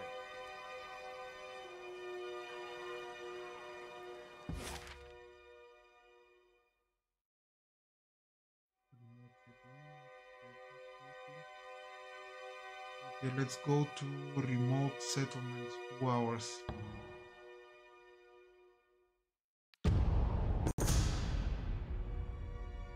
Encounter in Vendrian's Well. As you make your way along one of the wide dirt roads that winds through the forest of Old Apex, the mountains loom above you on every side, and only the mountain spire jutting skyward from the center of the broken realm provides a consistent landmark by which to navigate. Resting a hill, take you make out a flash of light on bronze through the trees, accompanied by the movement of several individuals. That much bronze, you realize, must indicate a group of oathbreakers, and they seem to be just around the next bend in the wall. Attempt subterfuge, approach quietly, approach openly, avoid them.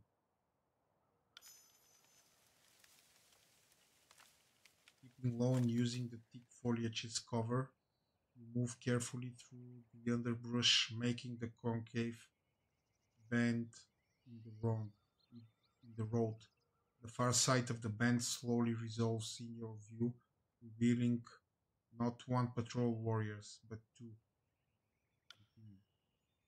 Apex, heraldry, and heavy bronze scale marks the first group of members of the Vendrian Guard.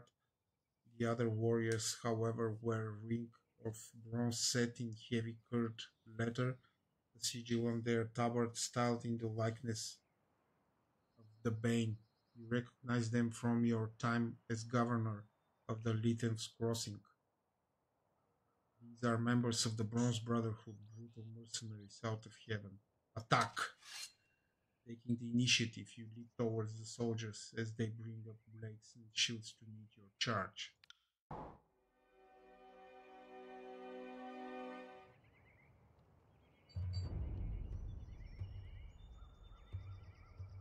Come and finish it, Northern Lapdog.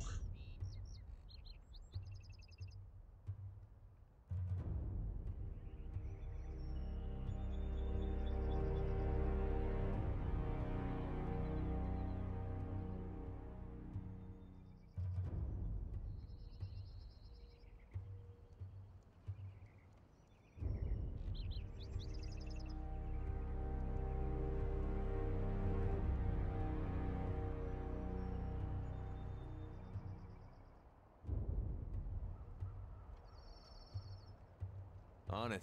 I'm not here to make friends. Oh my god!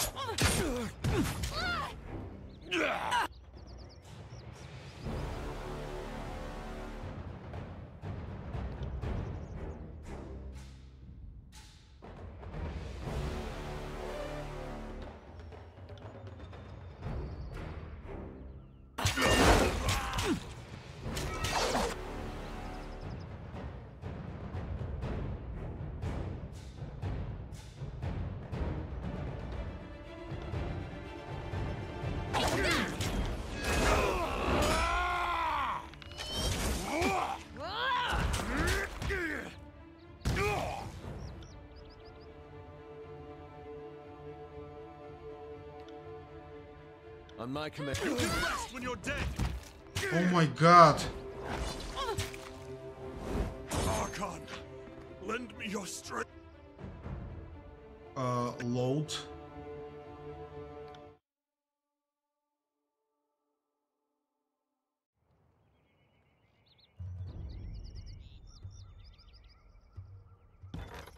Load.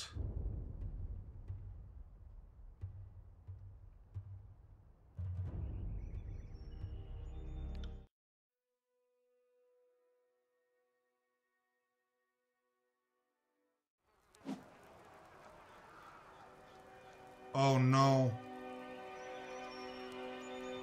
You look as if you have something on. What can I do for you?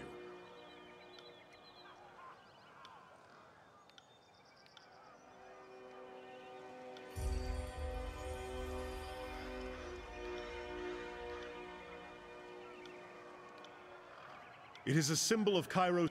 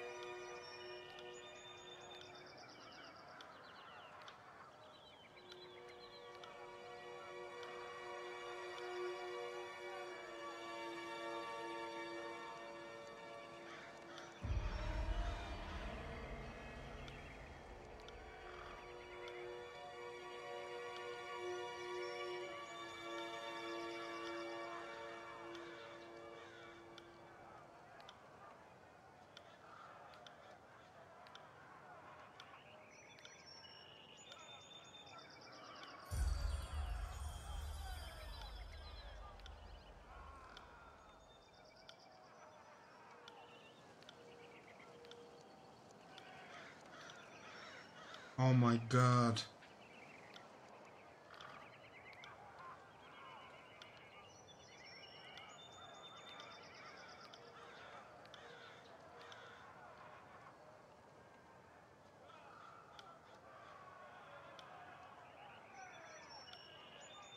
Good. Good.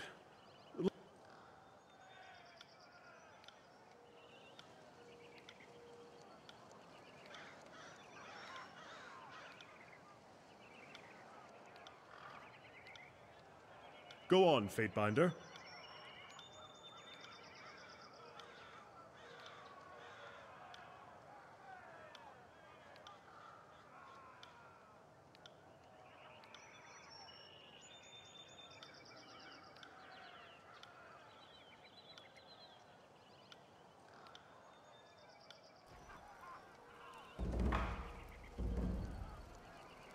Will do.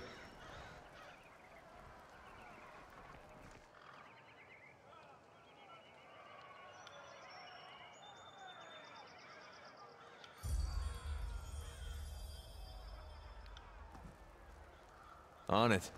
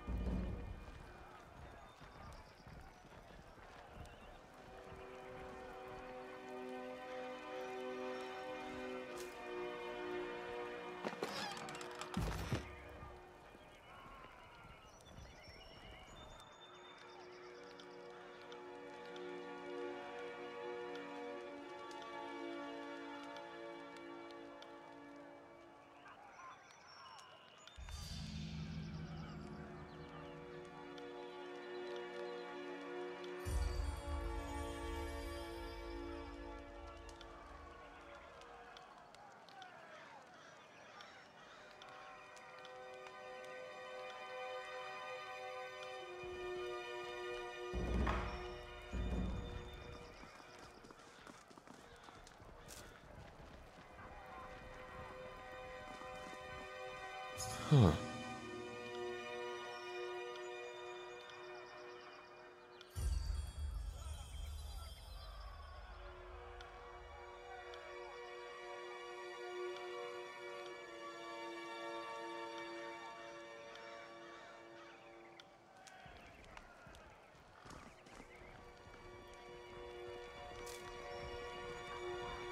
It's all in the reflexes.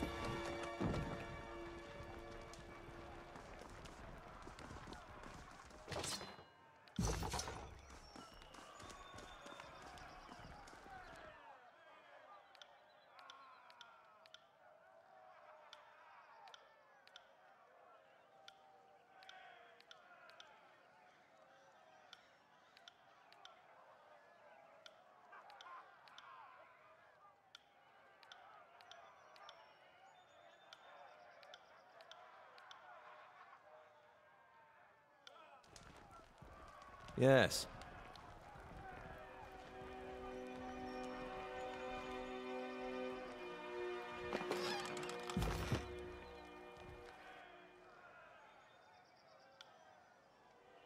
Let me see your... Ah, this is a...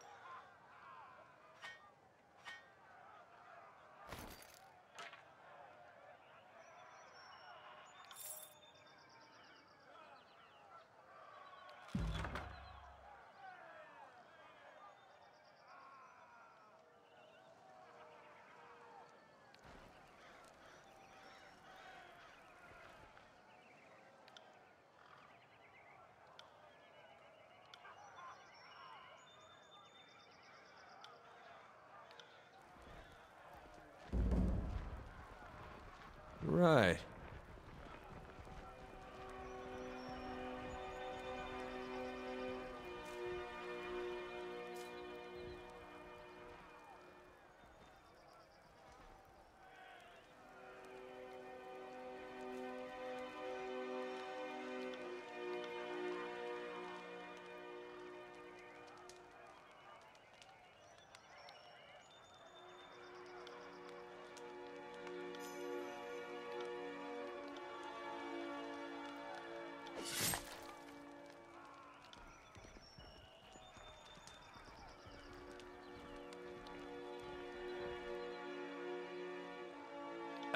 Sorry to interrupt. Well...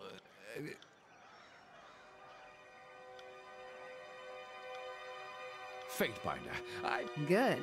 I wouldn't mind.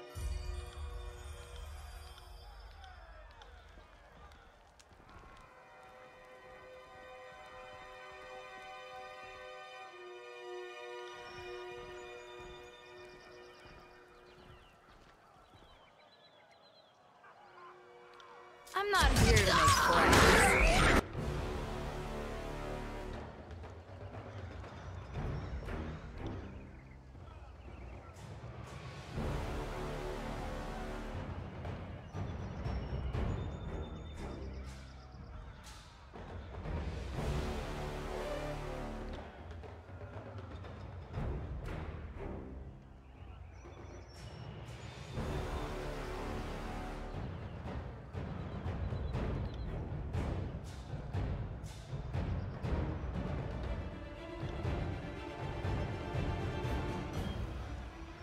Let us take them together! I will break you!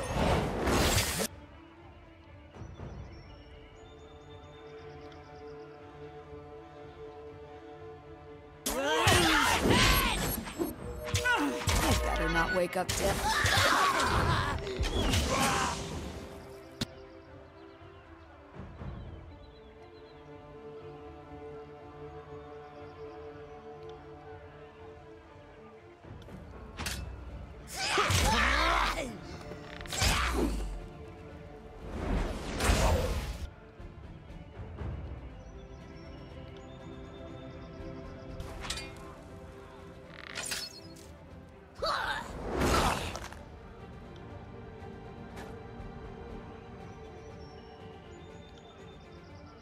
Negative.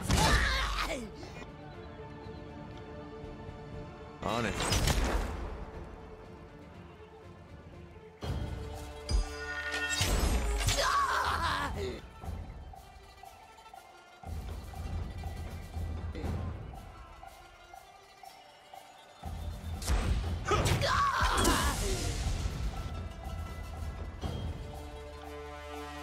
Ready? None stand in our way! On it.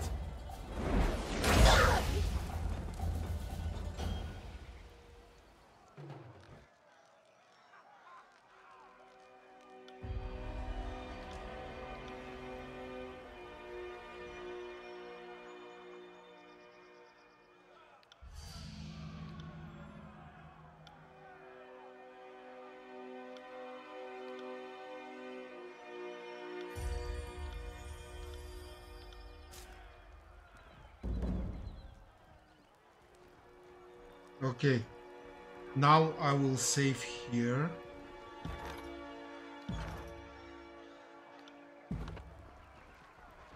I got it. Oh, I can speak. Okay.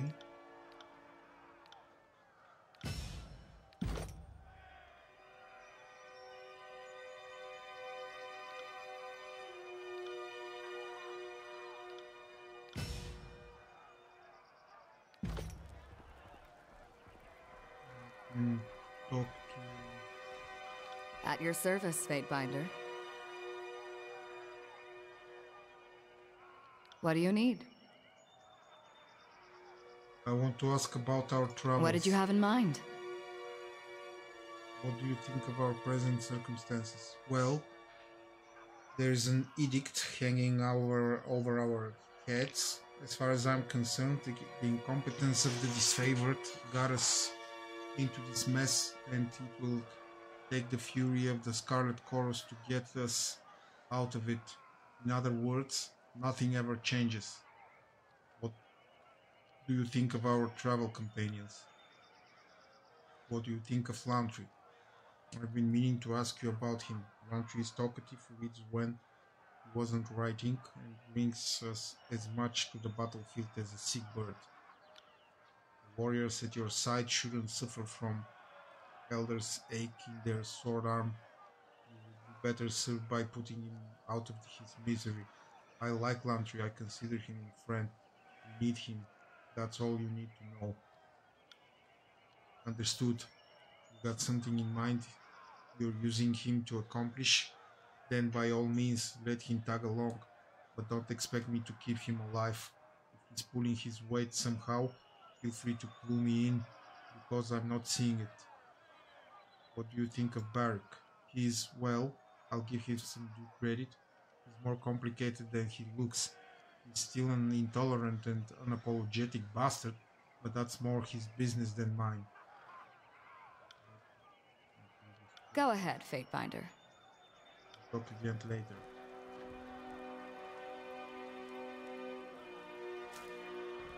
At your service, Fatebinder. What do you need?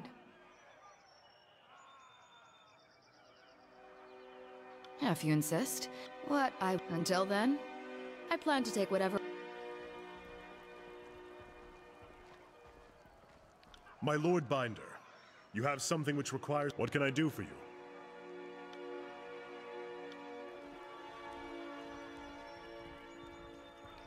Lantry. Lantry stops his stride, darting his hands about his bandolier and belt as he softly mounts off a mental inventory of his inks and quills. When at last assured his possessions are in place, he looks at you with a smile. What I might do for you? If you're going to be traveling with me, I need to know more about you. We'll talk more later, but let's just save here. Save game. And go and see this encounter.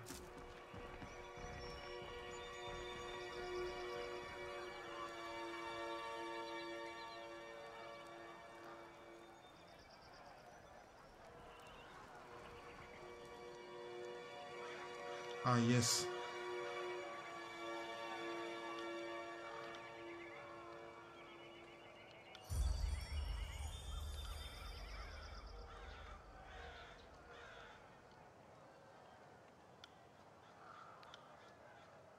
Another battle.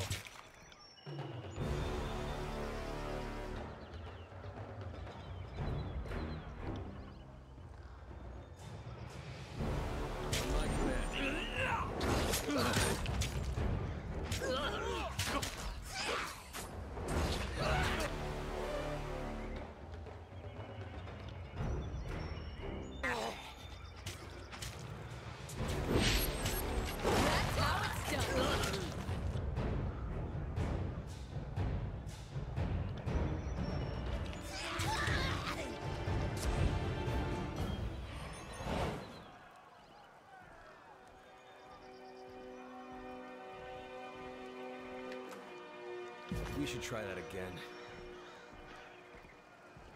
Right.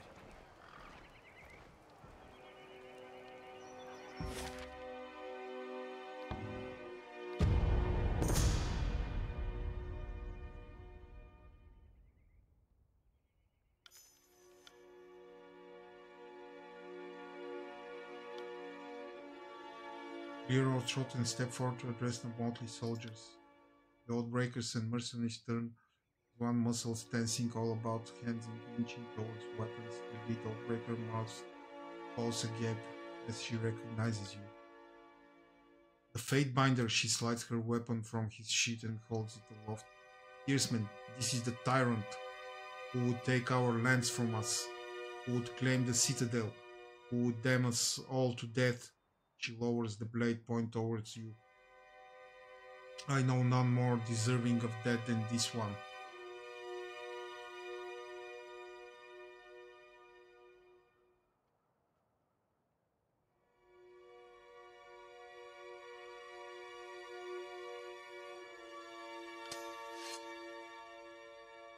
Few crimes earn the enmity of the court of Fatebinders, you state, that then the death of one of their own. Those involved can expect to be hunted to the shores of the Tears and beyond. One of the mercenaries laughs. Who would bring charges against him if all witnesses to the crime have expired? Oathbreakers and mercenaries alike draw their weapons, advancing hungrily upon you. Oh my god.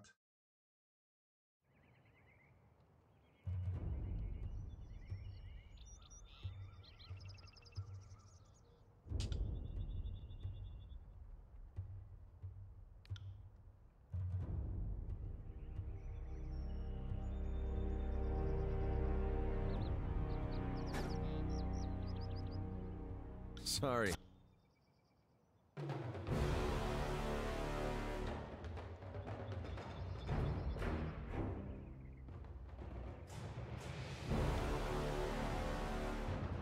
Will do. I can't move!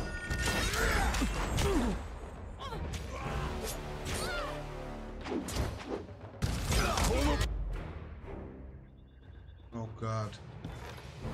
No, no, no, no.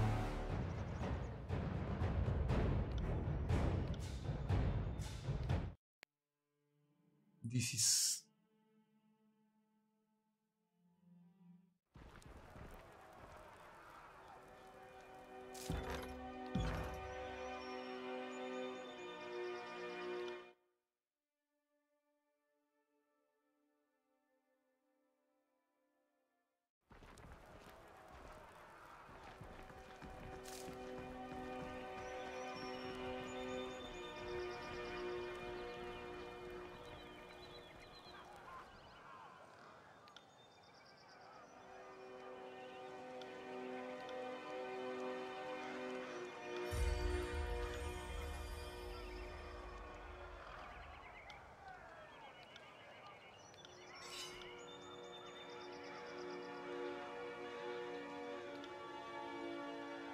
I'm not here to make friends.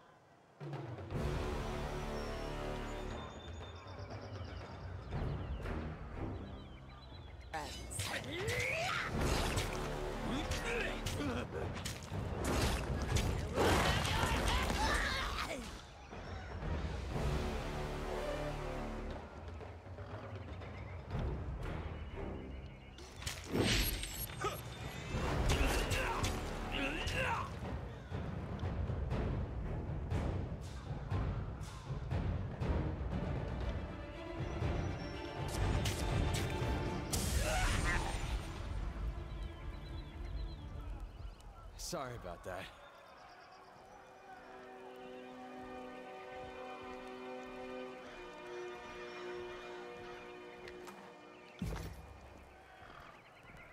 Will do. Will do. Okay, let's go again.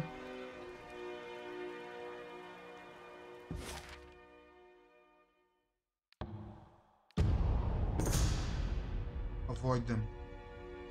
Deciding to avoid possible confrontation with an Outbreaker patrol, you move off the road into the forest, quietly pushing through the brush and routing around the occupied band. The song of insects drones incessantly, only occasionally punctuated by the rustling of some woodland animal passing by unseen.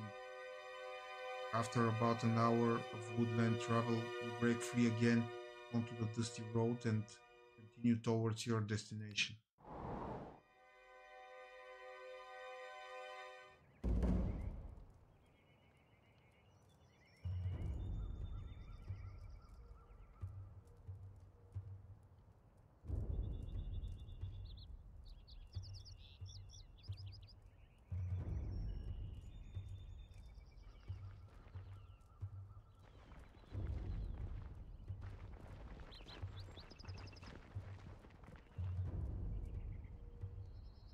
As you step into the center of the village, you feel as if you are being watched from all angles. The distant patter of feet echo off the walls of the small and seemingly deserted village. I am Fatebinder, a skilled guy. I've come to discuss your conscription into the chorus. Cooperate and you won't die.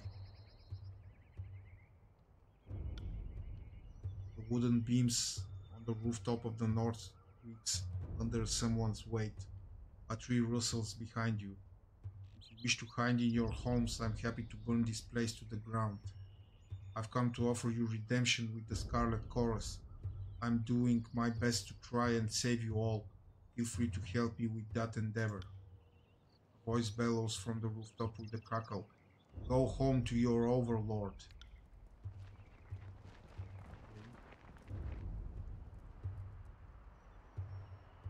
Sorry, friend, but you won't be living here in one piece. We'll send your head back to north and want your folks to see what happens to those who invade our lands. I...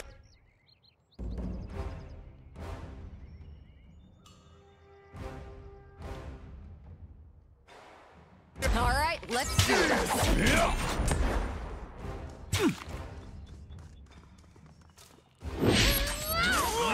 Pay attention, kids. You might be flawless.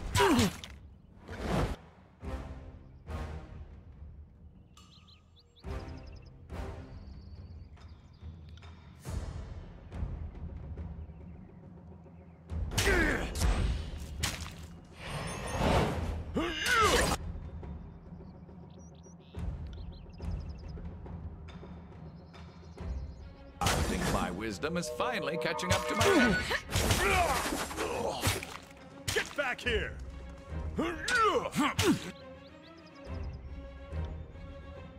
Alright.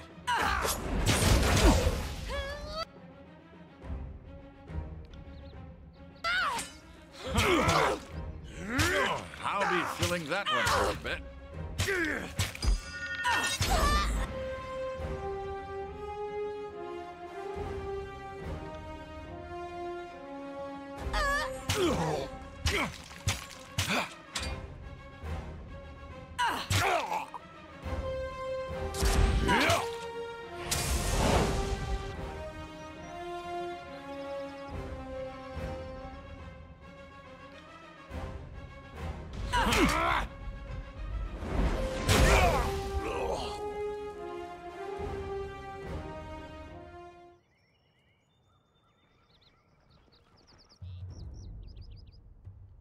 Clicking the bronze tip of her blade, a Scarlet Fury strolls into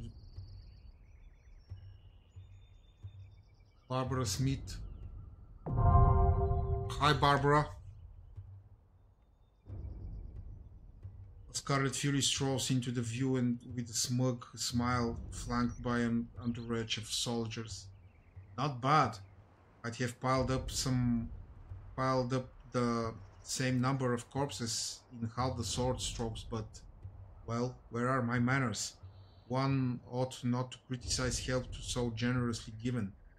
She sweeps her arms wide in an exaggerated mocking bow.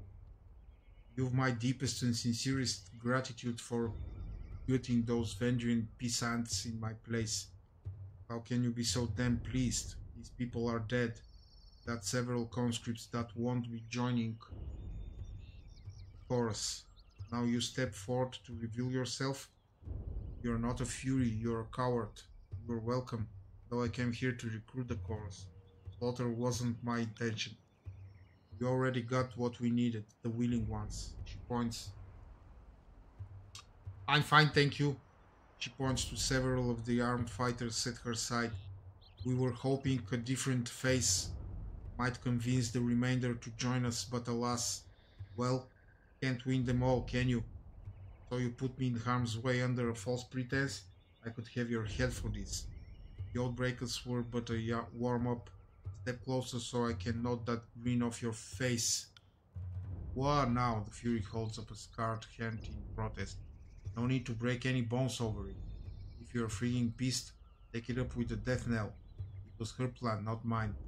She wants her chapped lips before continuing. Look then, I'll tell everyone how badly you slapped around the Oathbreakers, okay? You did us a real favor and you deserve to have your glory touted.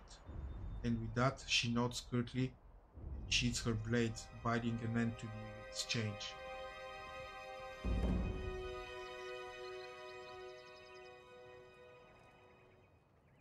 Okay. I got it.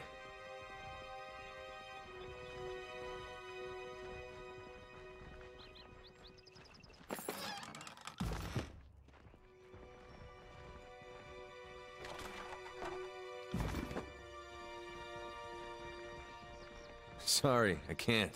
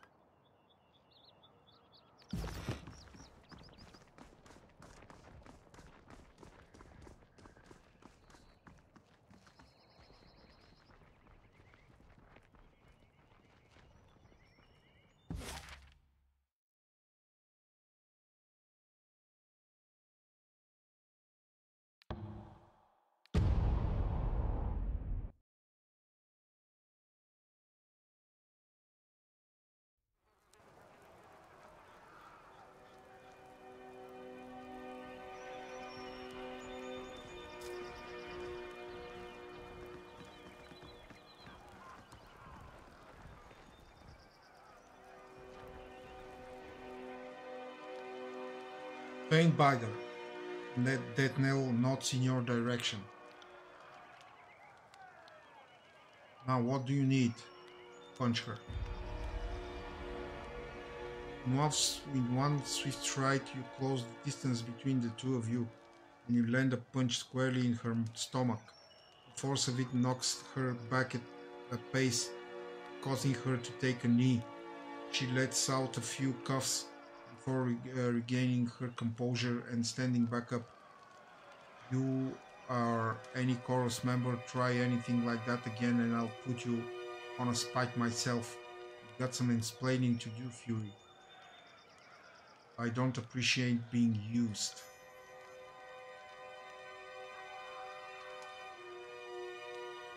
Fury can contain her glee and begins to laugh, but quickly winces at the pain it immediately causes. Oh, come on. Oh, come now. I knew a fighter like you could hold your own against those Oathbreakers. Knew it at the moment I laid eyes on you. She winces again as she slowly unsheathes unsheathes her sword and hands it to you. Clearly, I've ruffled a few feathers. Take this as my sign of no harm done, okay?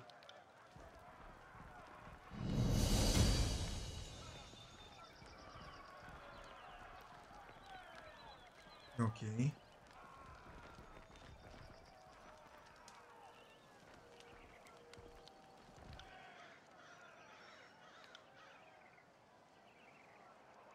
If you're going to be traveling with me, I need to know more about you. An understandable request. Let's see. Born in Sunder, no kids.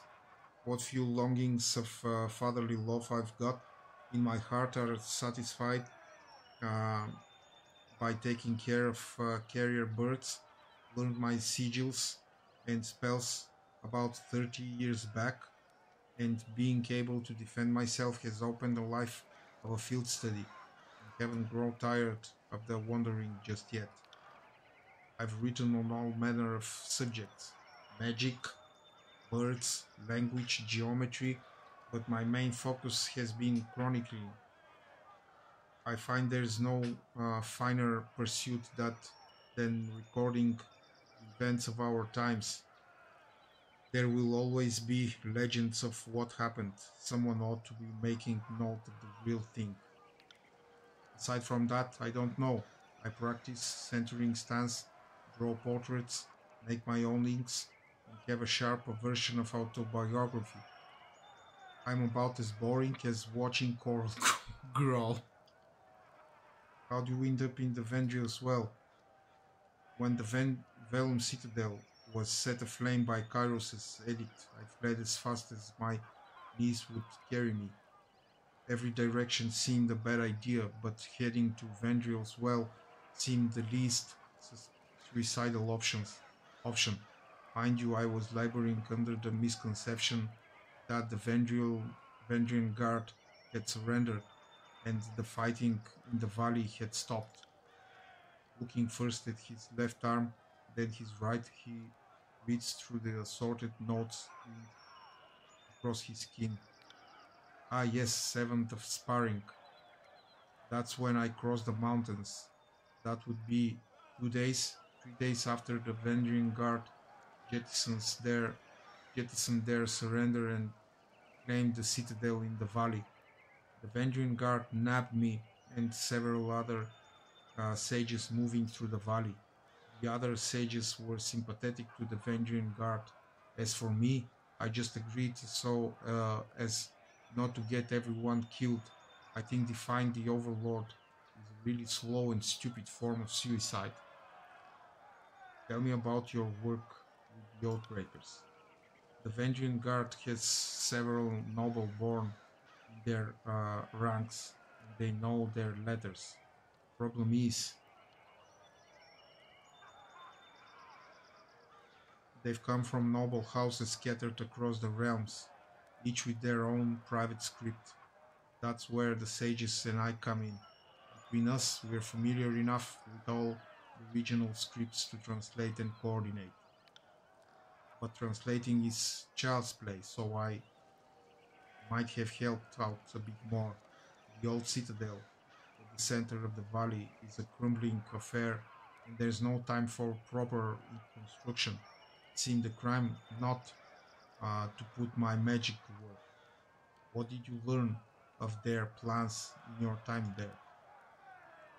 It won't surprise you to know their strategy is largely non-existent. They're, they cling to the hope that their example will inspire others in the years to come to the valley and join the cause. The recent inaction between the Archons has emboldened them.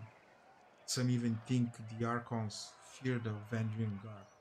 I'm sure they have it quite wrong. What else can you tell me about the Oathbreakers and their forces? The Avenging Guard surrendered back in the 429, and while a lot of them were conscripted in the chorus, three of the leaders, Captains Ari, Matani, and Florian, never turned themselves in. Instead, they hid in the valley, gathering up what resources they could until they could challenge the local garrison. The highest count earlier in the year, they numbered over 400, their ranks swollen by soldiers of Heaven and Azure that survived the war. They are a dying breed, these Oathbreakers. Most of the Tears have finally come to realize that Kairos has already won. And before you ask, as a connoisseur of the inevitable, I have made my peace with the Overlord and bow to his might. So you provided military aid to the Oathbreakers? When the servant of the Archon of Justice asks me that question, I can't help but assume it's the antecedent of some sort of punishment. I can't deny that I assisted the Oathbreakers, but the alternative was to starve in a cell and maybe lose my head. I realize this is an offense to the Overlord, but it's not like I increased their odds of winning in any significant way. Intent matters. You were doing what you needed to survive. Well, I trust my future actions will show I mean to be of service, not a source of problems. How did you wind up a prisoner of the chorus? I had to send some missives, and that meant getting to a clearing where my parents and doves might find me. The patrol with me was ambushed by the Scarlet Chorus. I tried to flee the scene, but some youngster tackled me and, well, out of one fire into another. That's been a running theme this year. Let me ask you something else. Tell me about your magic. Oh, I don't much like to brag about things like that. Not asking you to brag, I'm asking you to tell me what you can do.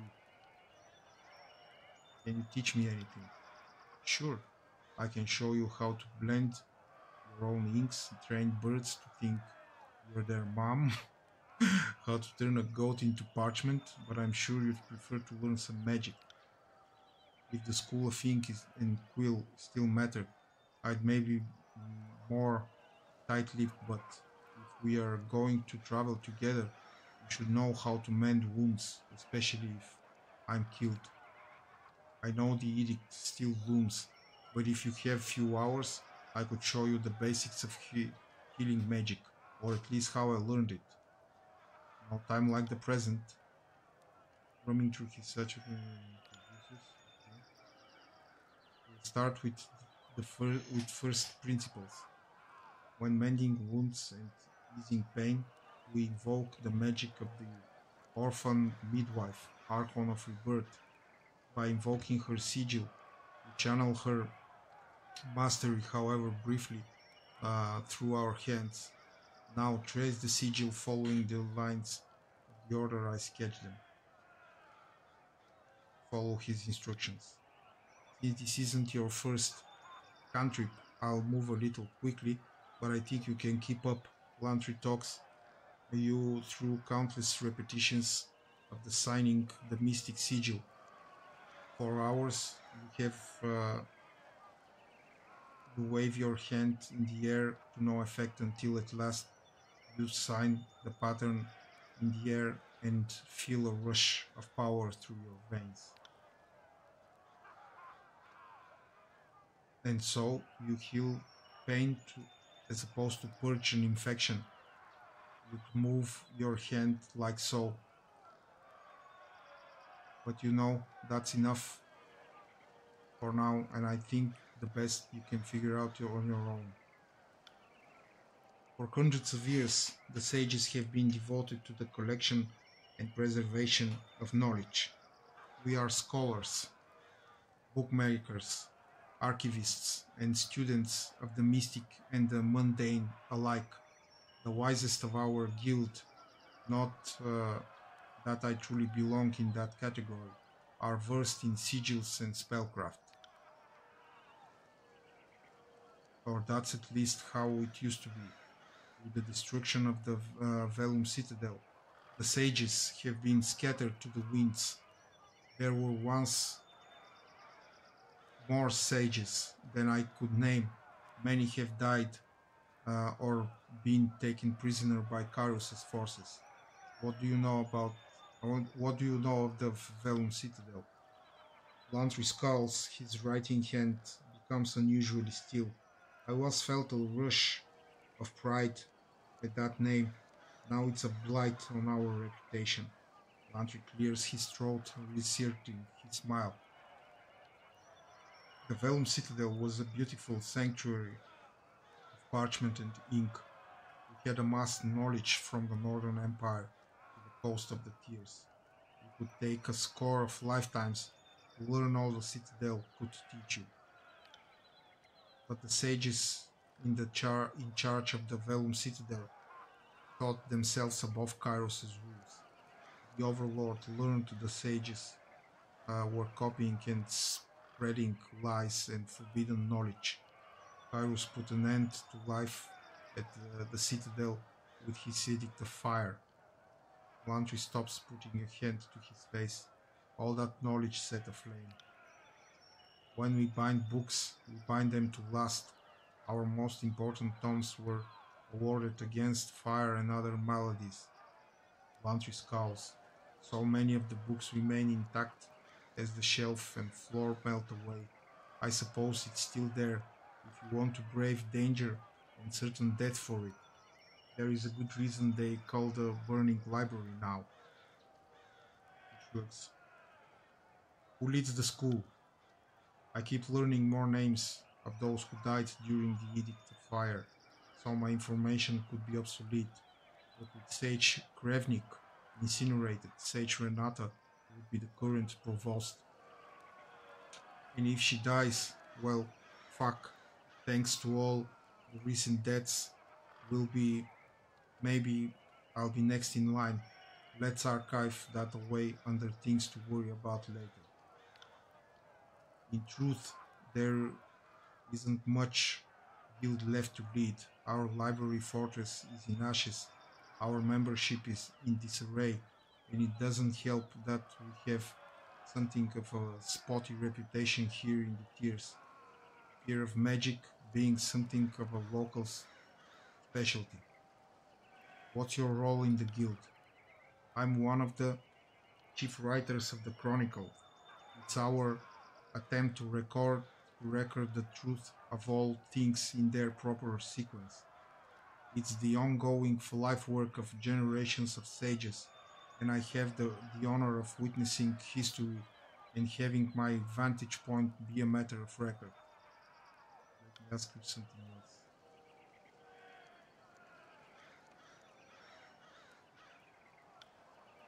Indeed.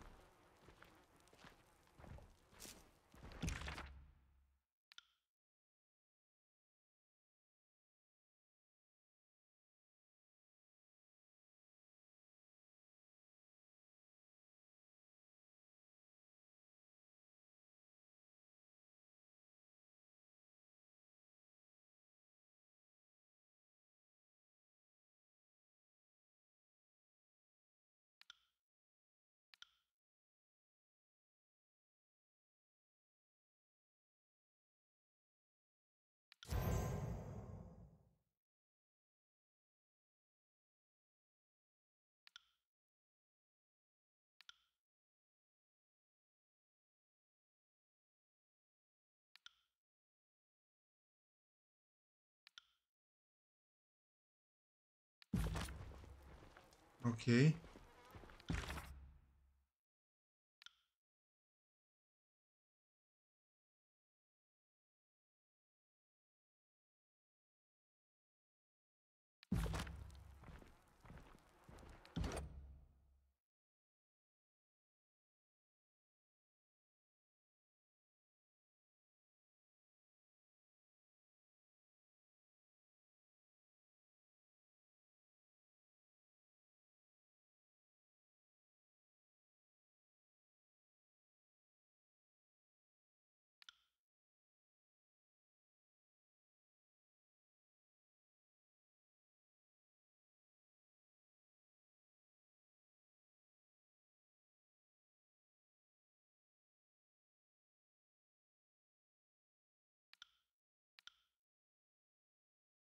Who the fuck is Zeb?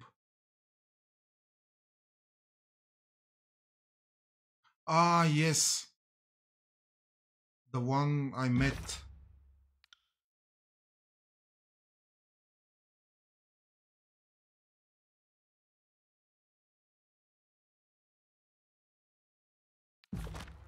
Okay, let's save.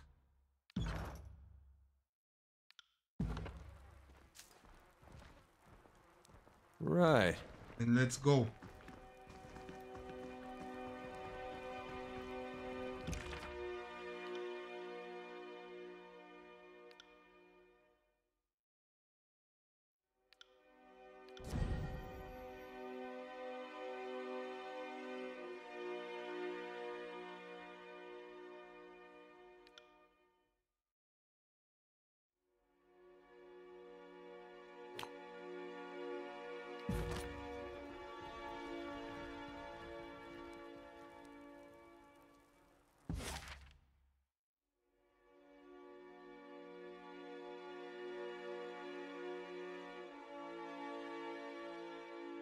Let's go to Echocal Crossing.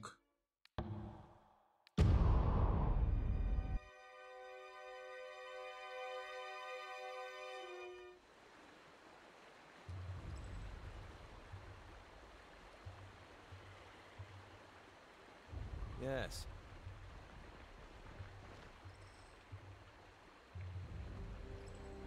Watch, the enemy may strike again. Until.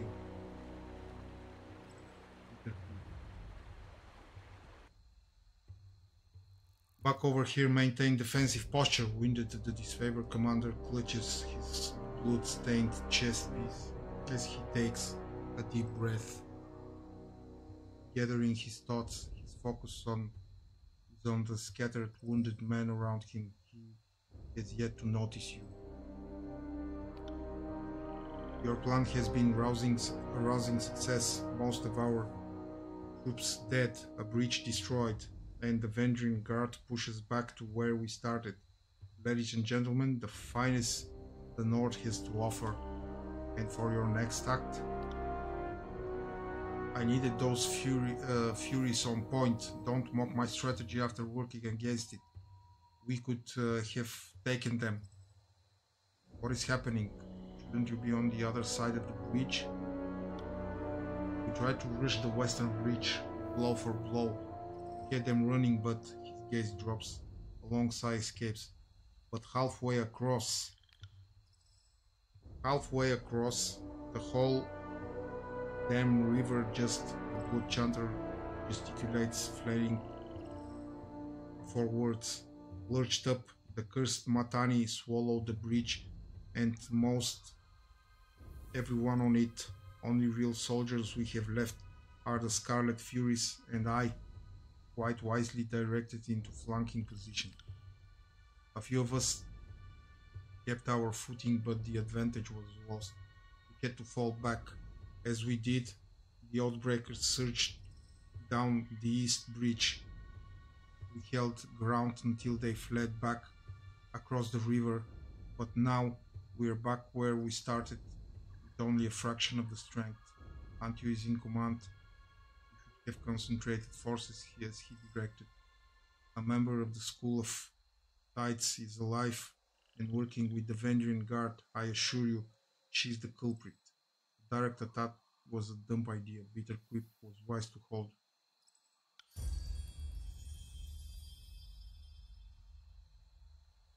You weren't here, Binder, and don't encourage this fool Antio.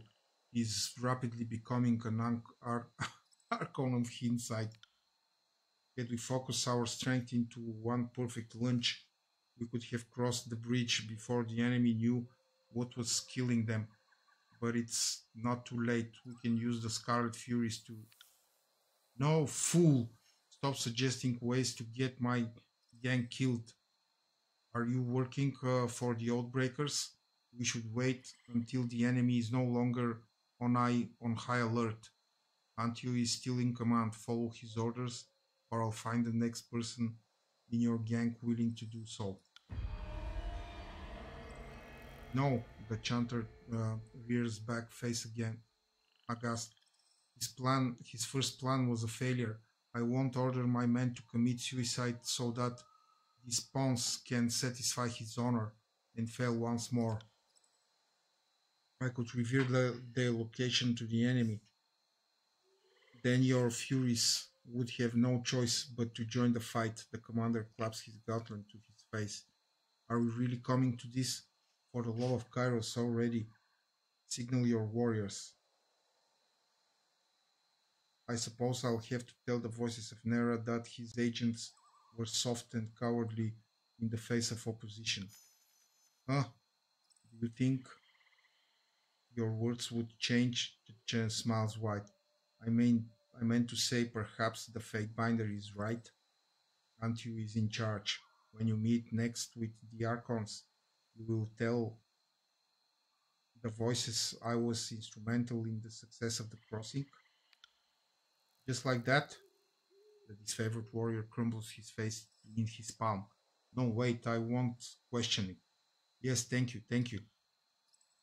Yes, you had best be thanking me and the Fate Binder. We've saved the disfavored time and time again. What's one more? Listen up, for this to work, my furies need a moment to get out of cover. Fatebinder, you need to run up the East Bridge. Don't get yourself killed, just draw their attention.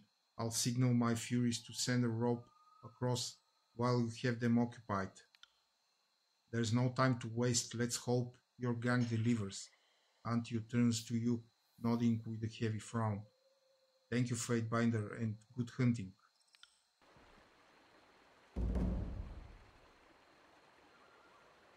Attack the eastern ridge. Okay.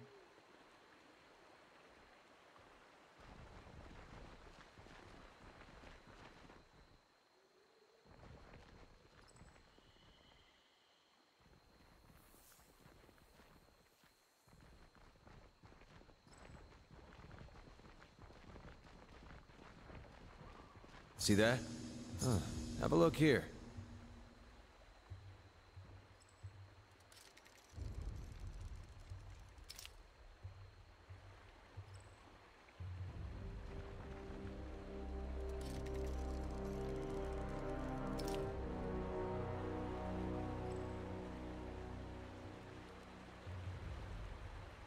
Yes. More.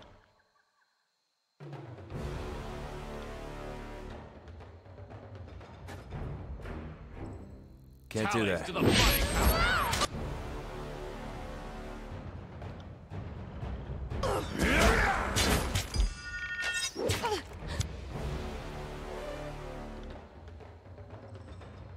Ready?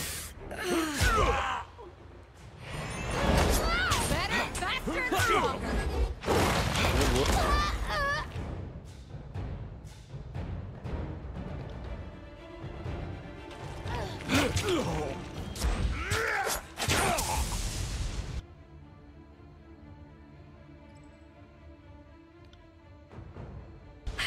Are we ready for this?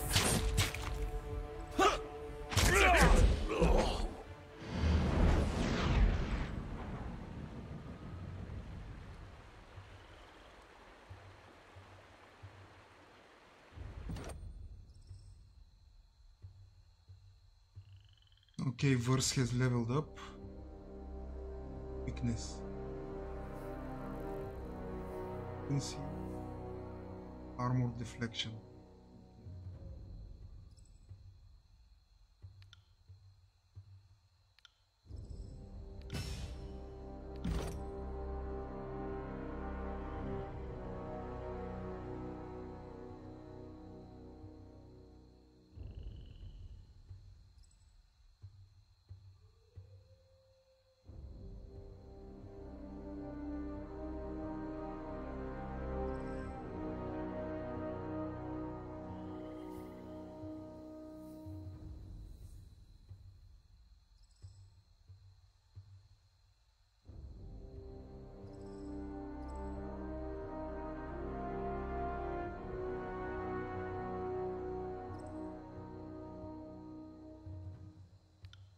Yes, know your enemy.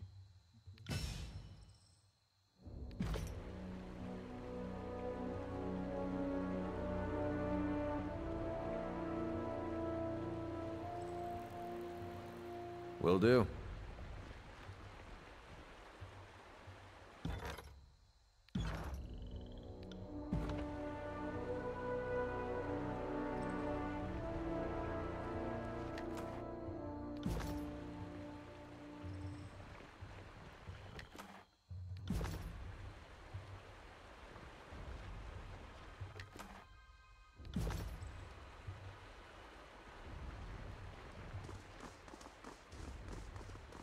You see that?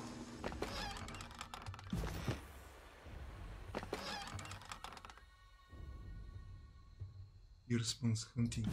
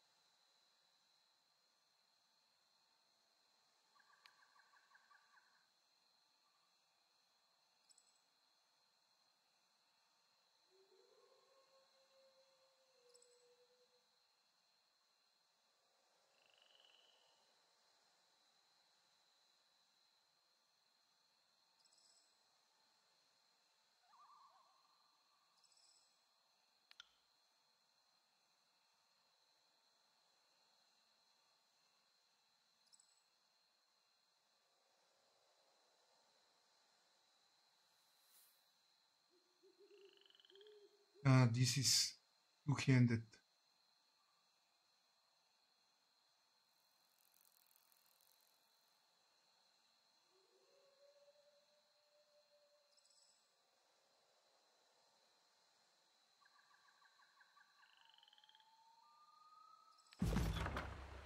Okay.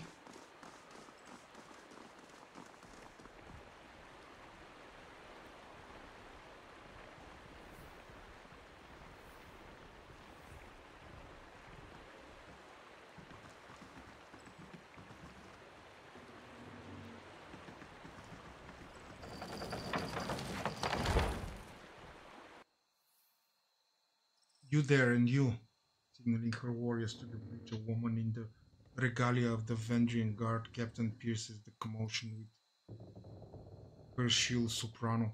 Get over here. The disfavored are back. Guess they forgot a javelin or two. Be a doll, would you? Hurl them back. Wait, not another disfavored. This is a fate binder. She looks up and down. Odd. I would have expected, well, just more soldiers here to convince us to kneel down and lose our heads. Your heraldry house, Matani.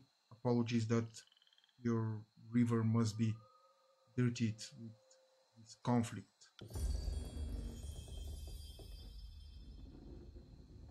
She lifts an eyebrow. I am honored and will trust that all grievances wash downstream. She clears her throat, thrown by your formality. May the river guide you through the valley. Your friends seem to have misplaced most of their squad. Guess they're somewhere in my river? She shrugs sarcastically. My family's been protecting this river for 6 generations, so it's easy to lose track of all the looters and vagrants we've had to feed to the hills. Unless you want to try a running leap over, you're stuck. Maybe try heading downstream to Placid Crossing. We have warriors there, and I'm certain they'll be just happy to kill you. Let us across and we will grant you mercy. The tidecaster that did this, same one that met me for truce, trying to Take stock of your crew. She lets out a loud snort, laughing to herself. We had unexpected help of late. Kill and rape a realm. Enough and everyone comes out of the woodwork to sheave you in the ear. Let us across and we will grant you mercy. Hold your oars a second. I have statement prepared from Captain Ari for just this moment. She reaches her belt and with an impatient smile pulls her hand out to reveal nothing but the local hand gesture for penis. Wait, there's a second missive here somewhere. She feigns scouring her pockets once more before displaying her phallic gesture again. As amusing as I find this soon-to-be corpse, it would appear that our destruction has paid off. He nods off to the west. Satisfied, she turns to leave, calling out to you as she does. I wouldn't keep standing there, Fatebinder. The river's currents are quite unpredictable.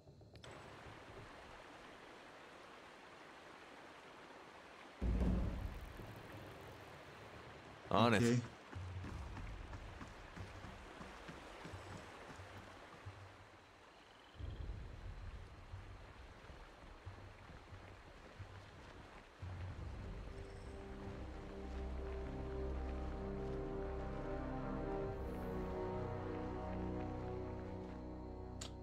Well done. While you were toying with the Oathbreakers, my gang had the opportunity to set a rope on the collapsed bridge over yonder.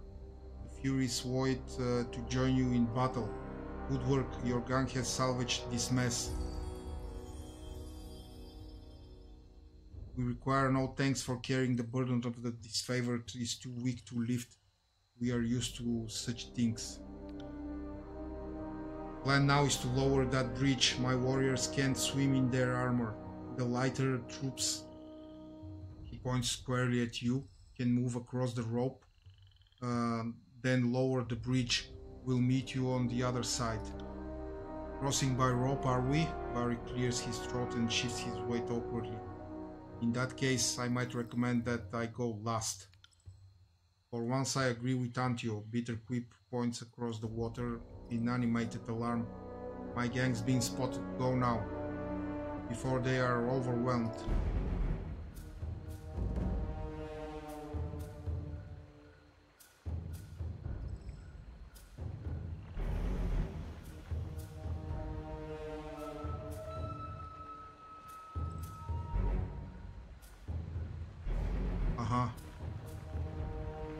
Here.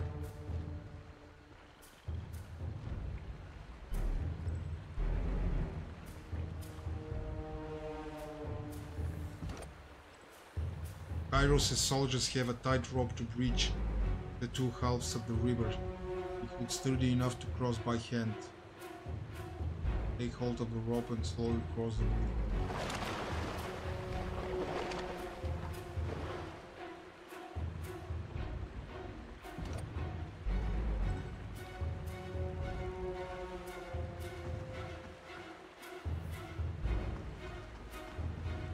Another battle? I'm starting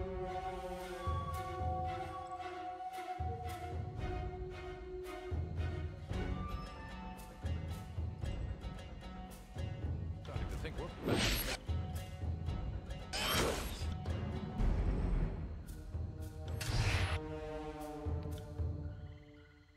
On it.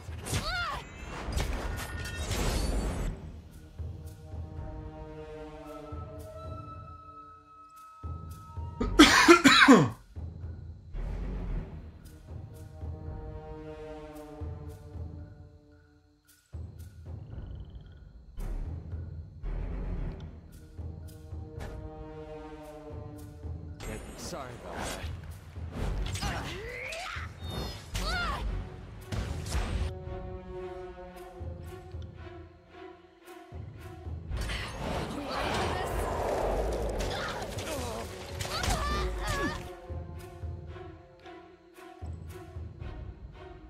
Right.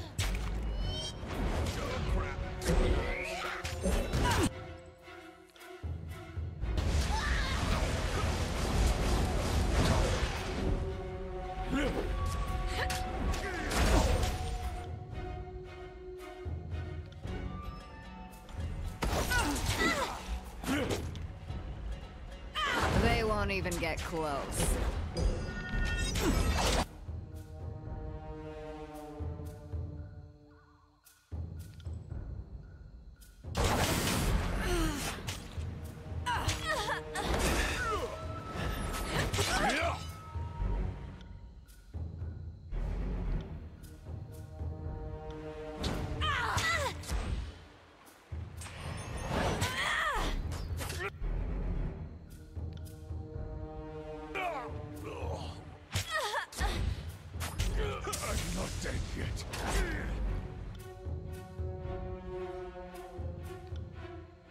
I got it.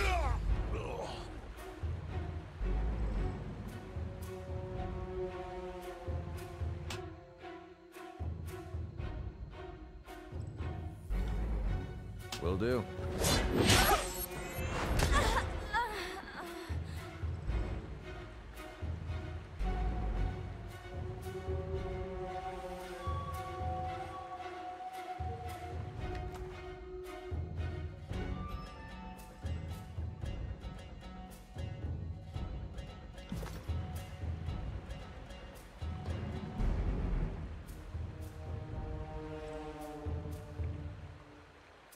Okay, I got him.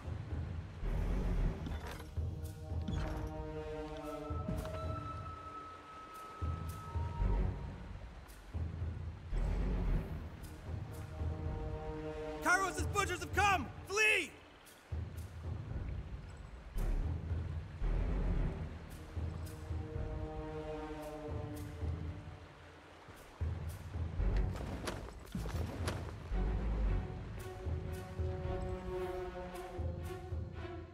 Retreat! Captain Matani signals for her troops to run the nearby village.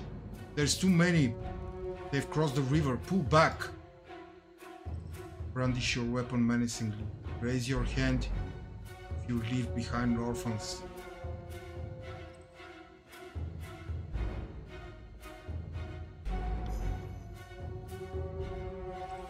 One of the soldiers panics at the position and breaks formation to flee. To battle!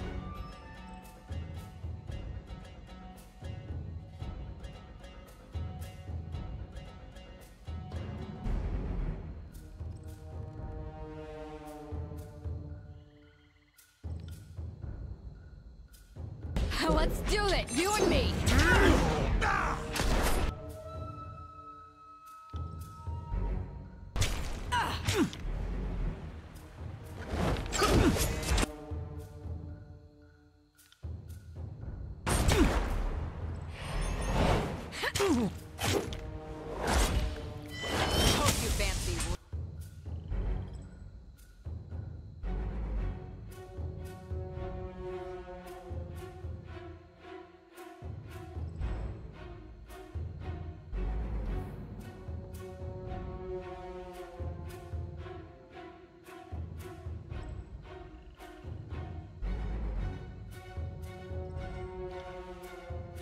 I got it.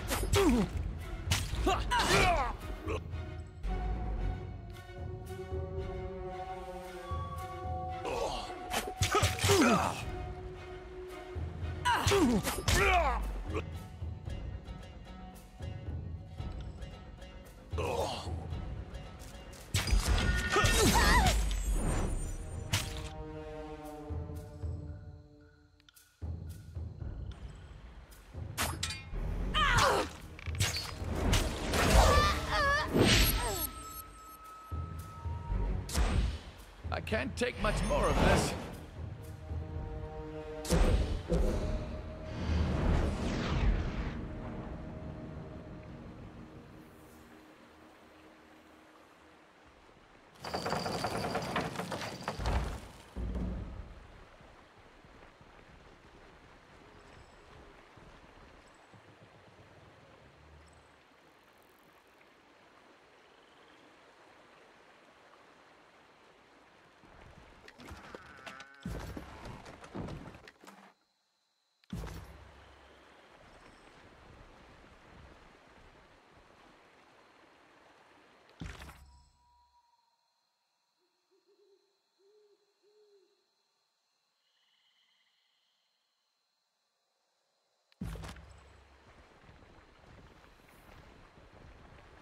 Curious.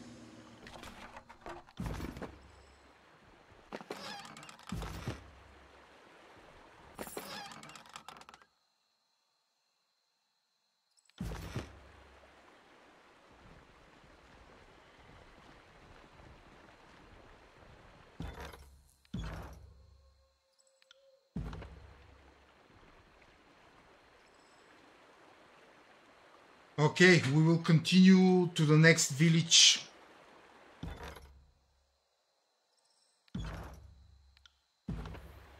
on Monday. Thank you all for being with me.